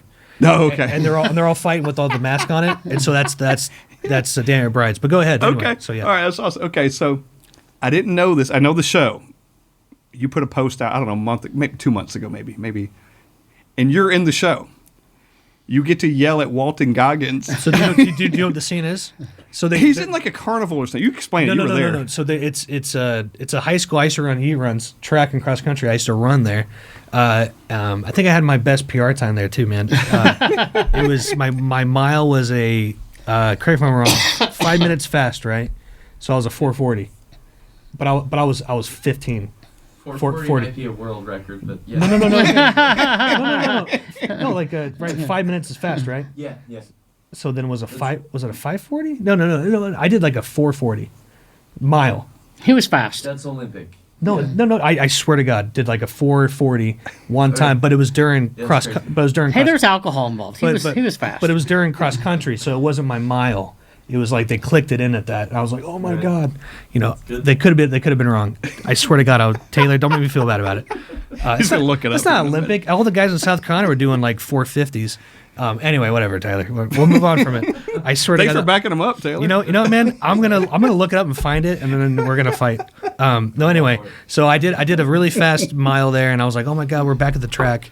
And what the scene is they're fighting over a cooler with acid in it. It's a silly show, and they don't want to spike the other team, so they feel bad about it. Right. So him and Daniel Bryan Wongans are fighting over it, and then it goes on them. They go, "Oh my God, we got to get out of here! It absorbs through the skin." And so they're tripping on acid, walking out. And so I was an extra. My twin brother was the casting director, and so he's like, "Hey man, you're about to move to Nashville. If you need a gig, come on down. You can be an extra." And so my first day on set, they go, "Hey, you guys are twins. We need people the same height for the scene." So I got upgraded to an actual actor. And so all the extras, Charleston's not a big film area. Right. So everyone there is like, I'm an extra. I might make it. You're not. You know what I mean? You never know. You're just an extra. Yeah. And so everyone thought I was an actor. And I was like, I'm not an actor. But everyone assumed I was because I was with Walton Goggins. And so the scene was I was supposed to walk and go, woo, with my horns on. And he's tripping on acid. And as he turns, my twin brother's in a CGI devil costume where it screams at him. So he's in that costume, but they kind of like, alter it, post edit. And so that scene took 8 hours because it just did. And so we probably left at like 7 a.m. Him and Daniel Bride were like drinking. They were kind of getting pissed off. It was just taking forever. And so then, it's supposed to be mic'd. And so they go, dude, all of them, and they're like, you're getting $1,000 a day. I was like, oh my God, because I had a line just going, woo. And so, but they forgot to mic me. And so I went to check out. And they go, oh, you get $75. I was like, bro, you don't understand. I need that money. I'm moving to Nashville next week. It was crazy, but that was cool. No one cared about that show, but then definitely Righteous Gemstones. Oh, and then now Walton Goggins being in what's that show he's in now? He was in White Lotus. White Lotus. So that was the last Yeah. one. So then all of a sudden, everything he did. Yeah. And now, so that clip Oh, kind of he's popped up. so brilliant. I loved him in Justified. You go even back further with Timmy Oliphant. But he's like the biggest actor in the world right now. He's amazing. Just did SNL. He's so good. Yeah, that was cool. That was just a random moment. It was really neat. Yeah. That was fun. And then I was just standing for the rest of the show. So I hung around the whole time. Being a stand-in, the stand-in's like where you kind of look like him, I guess, and then you get out of set, and then because the camera's ready for him, and so I got paid quite a bit every day. Yeah. And then so you're eating craft food every day, so that was pretty sweet. Right. Where you're having like literally like creme brulee and like lobster tail, and Oh, God. and all the extras are having like hot dogs and spaghetti. And so then I got fired. And so then I was on set, and everyone just liked me and my brother. And all the writers like, we like you guys, come in over here. And they rented a house. They blacked out all the windows because they're getting ready for the lights. And so we all like fell asleep because it was just, we were there last night till 1 a.m. We're back at 8. And so we all kind of knocked out with the writers. They're asleep too. But the head director, who is also in Righteous Gemstones, he's a guitar player. That's the director. You know what I'm talking about? He's got the long hair. Have you seen that show? What's the show? Righteous Gemstones? Yeah. Oh, yeah. I love And so that. the guy with the long hair, that's like the guitar player. Yeah. So he's the director. He's the director. Okay. Yeah, so he's the director. So he just pops in the show sometimes. He had to go do a movie, and so this other director from Italy came in, and I think he just made an example of me. I fell asleep. He walked in. You're fired. Get off set. And everyone's really upset. They're like, "Oh my!" I was like, "Dude, I'm moving to Nashville. I don't give a shit." Yeah. So, but that was a really cool experience. My only time with film. That was really fun. It was really cool because I remember that you run up and you go, woo! That's awesome. So cool. It was pretty The faces painted. Yeah, look, I was supposed to be a high school kid. Yeah. Yeah. Oh, it was great. It was great. Yeah, it was fun, great. man. That's cool. You saw that. I mean, dude, that clip is like all over the place. People use it on TikTok and shit. Yeah, it was I awesome. gotta love it. Yeah, I didn't know. Again, I didn't know it was you until you had posted that, and I had seen the show. Like, I love the show, and I was like, oh, well, I mean, I wouldn't know that, but the fact that you brought it up, and I was like, oh, Yeah, it was my cool man. shit. That's my Yeah, man. yeah. I'll post it now and then be like, oh, I was in this. You know? There you go. I love the song you do, When I Was Young. Oh, cool. And I'm a dope because I think I texted you one point, like, hey, man, love the new song. You were like, hey, it came out in 2016. But that's where you have that Way to literally. be current there, I know, Scott. I know. However, I love there it was too. he loves it now. Now he loves it. No, I'm talking about him. Yeah, you. Yeah, I loved it like 10 years ago. 9 years ago. Yeah, 10 years ago. But it was a re-release. In my defense, there was a re-release or something, right? 2018. Yeah. Okay, so it's Yeah. 20. Damn it. I didn't even save myself. But that re-release that I had seen, and we just talked about it earlier before we came on Mike's, was When I Was Younger. That was the one I think I came across. Yeah. Had a heavier riff. So it's two different, it's the same song, or two different versions Just slightly different. of it. And the second, or the re-release, charted, right? Or something, or just kind Oh, of shot up. Remember? yes, sir. Yeah, it charted Like, number like one. recently. Charted number one on Amazon for a day. Yeah. On bestsellers. In From a rock. song that's from 2016. Yeah, so the When I Was Younger is 2018, When I Was Younger was 2016, but the 2018 version charted number one on Amazon. Okay. But because to show you, it's all about the song. The Right. song can be, well, I think blues rock, you can be an old dude. Well, there's a great band here. Check them out. Piper and the Hard Times. Okay. Older dudes, new band, and they are fucking, they just won Best Blues Band, International Blues thing in Memphis. It's just, if the music's good, the music's good. And Yeah. blues is cool. It's Bill Burr has a good quote saying, if you want bubblegum results, you're a pop star. But if you want to be like a rock artist, like that's like a long tread with loyal fans. You know what I Yeah. mean? So I think you can do anything that's cool if it's rock, but it just might take a long time for it to catch on. The vibe of that song is really cool. There's a cadence to it, which I think is why I fell in love with it. Sure. It was like, and I was young. It only took him 9 years to catch up. Hey, man. I never knew. But that's just rock music. Yeah, You know what I It mean? was, but So- once I heard it, I was like, I'm on board. He's And on board. Well, Creed, they had a resurgence. The guy was living in a hotel, and then I think when people were using his music in TikTok during COVID, Yeah. now Creed's the biggest band in the world right now. They are. They're Yeah. back touring again. Yeah. And look, Alter Bridge is my favorite brand. I loved That- Alter Bridge. Yes. Yeah. And they're still going to be there. They're doing this other thing now. But Yep. the fact that Creed is back too is just even better. 'Cause Yeah, Mark it's Tremonti, the guitar player, just. Oh, dude, what? that's Mark Tremonti. Oh my God, dude. So we're speaking your language here. Is the camera big enough? Yeah. Shit. I lifted today. What's that one right there? I saw you doing push-ups outside before we started. Just before we started. So yeah, Tremonti's, I yeah. love that band. I know. They're The such first, great the musicians. first album was so good. Uh-huh. So good. I used to have that in my little Chevy S10 with the 10 disc CD changer. Yeah. You know what I mean? Remember that? Oh, yeah. 10 disc. Oh, yeah. My parents got a Jeep Wrangler, a Jeep Grand Cherokee, and we thought we were the richest people in Charleston. Well, we grew up in a town called Goose Creek, but it's outside of Charleston. When you We get thought a we were button cool. and just play any song you want, or just Yeah. skip to a CD that We you thought, want. we can make. Wow, we're pretty big time right here. Yeah. I had a 77 Camaro, and I had one mounted in the trunk. Yeah, that's what we had. I had the cable all the way into the front. I had a little display on there. But right. We thought we were the shit. Trying to be innovative back then. Yeah. Anytime we take a quick break, I gotta pee. Yeah, sure. Well, we got 3, 2, 1, go. When you go live, when you do a live show, do you have any pre-show rituals that you like to do before you go out there on stage? 100% take a shot of whiskey Yeah? all the time. Just one. Does it matter what the whiskey is? No, What- just okay. whatever's. I usually bring Okay. this with me, but Yeah. I think it calms your nerves down. Okay. You know, but I have gone on stage a little tipsy before. I'll put it that way, and it's really stupid to do. Yeah. Because you're like having fun backstage, and you're like, oh shit. You know what I mean? I still have a job to do still. Yeah, at the end of totally. it. Yeah. But always a shot of whiskey. Okay. Go to the bathroom like 3 times. 'Cause You don't want to have to go pee on stage. you want to time that just right? Yeah, Where yeah. You don't have to go while you're out But there. I think I was always funny. Kind of, you get everybody else because like I've seen some bands where the lead guy's like really like, be ready, and the band's like, okay, I'm getting paid. But like for us, it's a party. Yeah. You know what I mean? Yeah. So always like a shot. Any idea at this point, since you started touring, how many tours you've done? tours, not a ton where it's like a tour. Yeah. But you can call me like a weekend warrior. Yeah. Where I'm like, hey, we're gonna do this run. You know what I mean? But shows, man, I don't know. When I was doing full time music, I was doing like 3-4 nights a week. Nice. And so BMI Live is a thing where you get paid now when you play shows. Man, I thought I was the richest guy in the world. I was getting like a couple grand every BMI check. And living in Charleston, my rent was $400. And so I was like, oh, this is it. You know what I mean? Yeah. But then I saw guys that were older that were in Charleston, like trying to make it. And like they don't look too healthy because they're drinking all the time. Yeah. And I was like, man, I need to do something else to like where I don't have to always be playing because there's always a bar tab or something. You're like, oh, fuck it, I'll have a drink. And then like it's a cycle. And you're not eating really good food. You're eating like chicken tenders.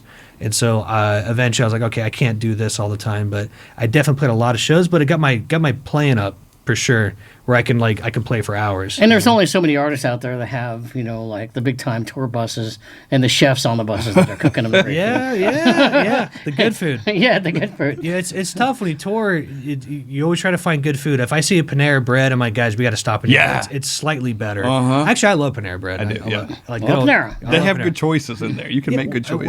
When I do tours where I'm like driving all week, meeting other accounts, Panera Bread all day, and then I'll keep the cup in the car. So I don't pay for another soda. You know what I mean? So Scott and I were on our baseball. Yeah, I do that shit all the time. Scott and I were on our baseball and brewery tour recently, and we were, I think we were leaving like Cleveland or something, and we were trying to figure out like where we go for breakfast, and we were laughing. I'm like, there's like a Perkins or an IHOP, but wait. There's Panera. So yeah, we Panera. There were 3 or 4 things that were like, Panera. Yes, Panera. Always. Dude, I think you're a psycho if you eat Taco Bell during the day. You know what? That's a late night. It's a late night food. Ask him what I think of Taco Bell, but What do you think of Taco Bell? But he doesn't. He's not a big fan of the Taco Bell. I love Taco Bell at night. At night. At night, maybe at night. No, I think it's the shit, dude. Like you get a whole bunch of random different things for like $10. Well, now and then drink some it's whiskey like and have $20. some Taco Bell. Yeah, my girlfriend. My girlfriend's Latina. She's Mexican. All right. She hates Taco Bell. She's like, this is not. I'm like, no, this is good shit. Yeah, but I can get it at 1 a.m. if I want it. Yeah, I'm like, come on, man, this is good shit. But living in L.A., oh man, the Mexican food there was so good. There's no Waffle House on the road. Well, in the southeast, hell yeah. Yeah, You know what I okay, mean? yeah. But out there it was Denny's. We actually were California. talking about Saw that Denny's. when we were traveling through Saw Ohio. Denny's. Or IHOP. Somehow, IHOP and Denny's came up, and we both got. I'm like, I think the last time I went to a Denny's was many, many years ago, and I was with a buddy of mine, and like the waitress sneezed on our food, and I never went back. I said, I don't want mayonnaise. She takes your sandwich, just wipes it off. Here you go. Fuck. You know what I mean? Yeah, Denny's is gross. IHOP would be tolerable. IHOP is cool. I lived in front of IHOP in LA on Wilshire, which is like the longest road, goes from Santa Monica downtown. Yeah. And there's an IHOP in front of us, and it was decent. You know what I mean? Okay, yep. You know what I mean? But I love Taco Bell. All right. Completely unrelated, but In-N-Out Burger is coming here. How do you feel about that being living in In-N-Out Burger? Oh my God, I can't wait. Headquarters are moving here. Really? Yes, in 'cause Franklin. They're all leaving California. Dude, R&DC, like I mentioned earlier, major corporations leaving California.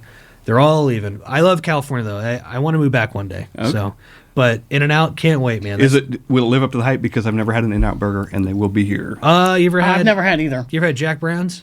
No. Jack Brown. Oh yeah, Jack Brown's Burger. Yeah. It's very simple. Okay. Where it's got like Those are that, fantastic. that like kind of like Thousand Island sauce on it. Yes. Yeah, it's like that. But In-N-Out, dude, is so good. You know how much a manager makes in California? Like 120 grand a year. What? Yeah, because they're just printing money. It's like Chick-fil-A. It's Yeah. like ching, ching, ching. I realize I'm going to get laughed at here, and the only reason I know this is because I've been told this by other people. Since Buc-ee's is such a big phenomenon, Buc-ee's is cool. and you can go to Buc-ee's and apparently be like a big general manager of a Buc-ee's and make like 130 grand a year. No, dude, sometimes it's up to $250,000. $250,000. Yeah. I was one in the middle of nowhere. Car and wash and it had out manager. there. It said, "Here's the salary for all the positions," and the GM was like, "But I'm sure you live there." No, that's the thing. I mean, yeah. So if you're like, "Dude, I'm in some gambling debt. I gotta get a job at Buc-ee's." Well, and pay you know, this you- shit I have go- an ex-wife. I'll just live at the Buc-ee's now. I went to Buc-ee's for the I had I win. Buc-ee's. I had Buc-ee's for the first time in the past year. Yeah, first time ever in the past She'll year. never I had hear Buc-ee's. this. You went in there? Yeah. Yeah, it's wild. You walk in there, it's a lot of mouth breathers. They're all just kind of like, you know, you're like, dude, get the fuck out of my way. I'm trying to get a Gatorade. You know what I mean? But it's a lot of knuckle mouth draggers. just like, It is. Every time I go there, I'm like, dude, geez, it's so wild. But I Buc-ee's spent a total is cool. Yeah. 20 minutes in Buc-ee's, and you know what? You know what I purchased there? Only for myself. So I had some family that loved Buc-ee's, and I got them a gift card or whatever, and beaver nuggets. Yeah, I bought my girlfriend the little squirrel or whatever it is. The Yeah. beaver. Yeah. I bought You know what I got? I collect shot glasses, Oh, cool. and I went in there and I'm like, maybe Buc-ee's has shot glasses. They totally do. I have a Buc-ee shot glass. Nice. Oh, Cool. They got like the pulled pork and the praline. That I had to. I had the pulled pork sandwich. They got one up north of Bowling Green, Kentucky. Yeah, they do, So I had yeah. to stop in there. And, It's just funny though. When you go in there, the gas is cheap. Every time I see a Buc-ee's, Yeah. you just go in. You know? Yeah. It's kind of fun. yeah. You know. But the general manager makes like $250,000. Yeah. I'd probably say the highest they make, but it's not wild. It is wild. It is I think, wild. Yeah, I think the car wash manager makes a shit ton too. Yeah. You know. But would you want to work there? No. I don't know. Are the brisket sandwiches free? Yeah, it's crazy. They got great bathrooms. I think the one cool thing to make, I mean, like Taylor's doing it like with content. Content's cool if you can keep doing it. I mean, maybe hopefully one day you guys start making some cash with this. hopefully. You know what I mean? It's Yeah. but it's all about video. You got to yeah. get the clips. Yep. It's like you see comedians, like no one watches the full set. You're they just, right. They just watch the clips. Yeah, people talk about how they selling out arenas. It's not from. It's the clips. It's the clips. Jeff Dye, love that guy. He just did Zanies recently, and I was like, oh my God, it's him. I see him all the time on Instagram. I went to Zanies and saw that. Yeah. Tyler Fisher, he was another guy that blew up through like TikTok just doing stupid shit. And then Yeah. now the guy's like, I've seen his stuff on Instagram. He's like, he lives like in $1 million house in Austin. You know what I mean? So it's kind of wild, man. We live in a crazy world. Coming up, I was like, dude, like, you know, internet, whatever. Now it's like I know. everyone's gunning for it. Yeah. Even our dumb shit that we do is like, I'm not doing social media. What we do, we're not doing social media. And then Fuck, you have to. And then you do it. You have to. Yeah. You know, I was never a TikTok It's guy. daily. I started really getting TikTok about 2 months ago, and now it's starting to pop off. I'm like, fuck, I guess I'm a TikTok no, guy. I got to keep this thing up. Yeah, but you know what, man? It does turn into things. I mean, we met. You know what I mean? Yes, absolutely. Like you start. Oh, okay. Let's give a shout out to everybody. Yep. Armando, right? Our boy Armando, and Yeah. I was going to bring up, yes, Armando takes fantastic pictures. By the way, we both Some know great him. picture of that. Cheers to Armando. Yeah. Cheers to you guys. He's a big cheers to you, Cheers, sir. Taylor Taylor. back there. Thank you so much. Thank you, thank you. He's in overtime. I think every time I come here, I'm the only reason you drink while doing this. Yeah. Hey, can I? Yeah. Can I also say usually I'm the one that's kind of like engineering our podcast. So this has been the first podcast I've ever done where I'm not stressing anything. Sure. Where I'm not just sitting around going, I hope the audio's okay. You guys should come back and maybe we should do this like once a month or We something. Yeah. will, because this has been great. We're at Garden Groove Yes. Studios, right? that's In it. East Nashville, Tennessee. Hunt them out, knock on the front door. Taylor will answer. if you just need like an impromptu. I love it, man. I try to come here at least This is four times a amazing. month. This is awesome. It's nice and quaint and just awesome and we're just it's I don't know, it's really cool. It's great. In a little spot right here. I can't wait, man. I've been looking forward to this one too because you know I'm not the one interviewing, so it's fun. So appreciate it. Yeah. What you have? One last thing, and get back to your serious mode real quick. Okay, go ahead, be serious, Scott. You are creative, you're driven, you're independent. What is that common thread that ties all your things together? I think it's easy, just being consistent. Yeah? Yeah. Yep. You're just always doing it. You got to take it as a job because sometimes you can go like, well, I made a lot of money today. And like, I guess I could take a week off. No, you never should. You know, you just got to just keep doing stuff because social media, people don't think both Boons aren't doing shit unless I'm Right. posting. Right. It's so stupid. We can be killing it, but if I post, man, awesome, dude. You Right. know? So just being consistent, and social media is a huge part of it. I try to, my buddy Lewis, Rebel Tucker, I mentioned earlier, we talked about once. It's like I literally roll over in bed, get my phone, and I start posting immediately, and then I get it done with. I try to in the morning. You know what I mean? Yeah. And then all of a sudden you start seeing results from it. Like some other bar picked up Boone's the other day because I followed them and I posted something. Hey, we just picked it up. You know, Yeah. so just being consistent. Well, let it be known that Tyler Boone is actually doing his own social media. Yeah. That's right. He and I is know the this man. because the reason I met you is I think I had texted, DM'd the Instagram account originally, and it was you that responded. Yeah. And here we are today. I had a So- guy on LinkedIn yesterday hit me up. We connected, and he goes, "This is the actual Tyler." I Yeah. go, "Yeah, dude. Like what?" And he goes, "Oh, okay, cool. Let's talk." You know, I think people think there's like bots responding, and Yeah. Yeah. you know what I mean. So Yeah. especially for a bigger artist. I'm not a big artist, so yeah, you have to do it all, man. You know what I mean? Well, the other guy yesterday, Dylan Weldon, he's like 1 million followers all across platforms. He goes, I do it all by myself. You know what I mean? Also, too, you don't want to be given. You don't want to hire someone $1,000 a month to do it for you. That's You such don't. It's a waste of money. Look, we're nowhere near, but we got our humble little thing. But we do every single thing ourselves. Anything you see, good or bad, is us. Yeah, yeah. There's nobody else involved. Well, I just say if you be consistent, in a year from now, you guys will, you know what I mean? Yep. Like, okay, let me ask this for you, Bounce. Then, what's your goal with your pod?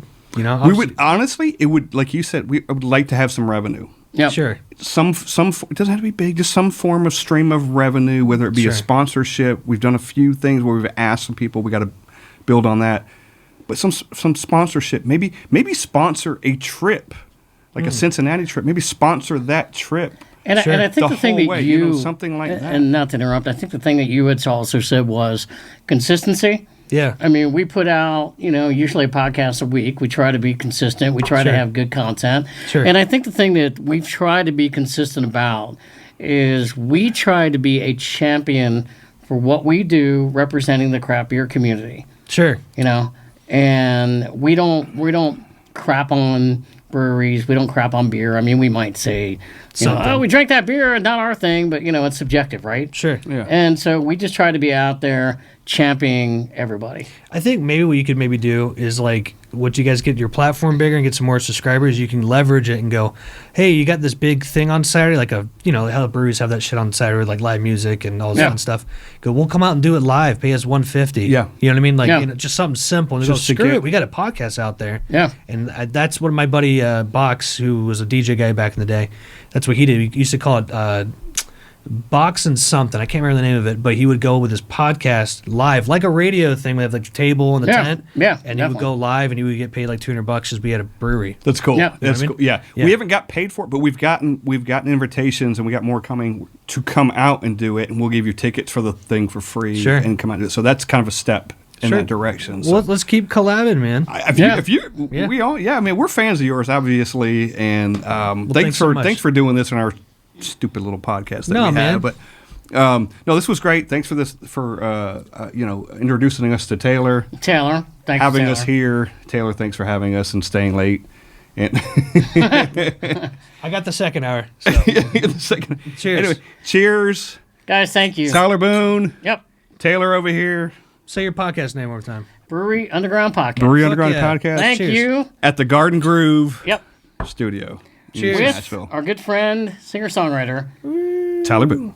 Cheers. entrepreneur, All that Cheers. shit. all of it, Tyler Boone. Let's finish. Cheers. Let's finish this bottle of whiskey. You're cool. Boom. All right. Cut. Whew. Holy shit. Thank you, Taylor. Thank you, Taylor. Thank you, Taylor. So good. You're getting 2 Vemos from me.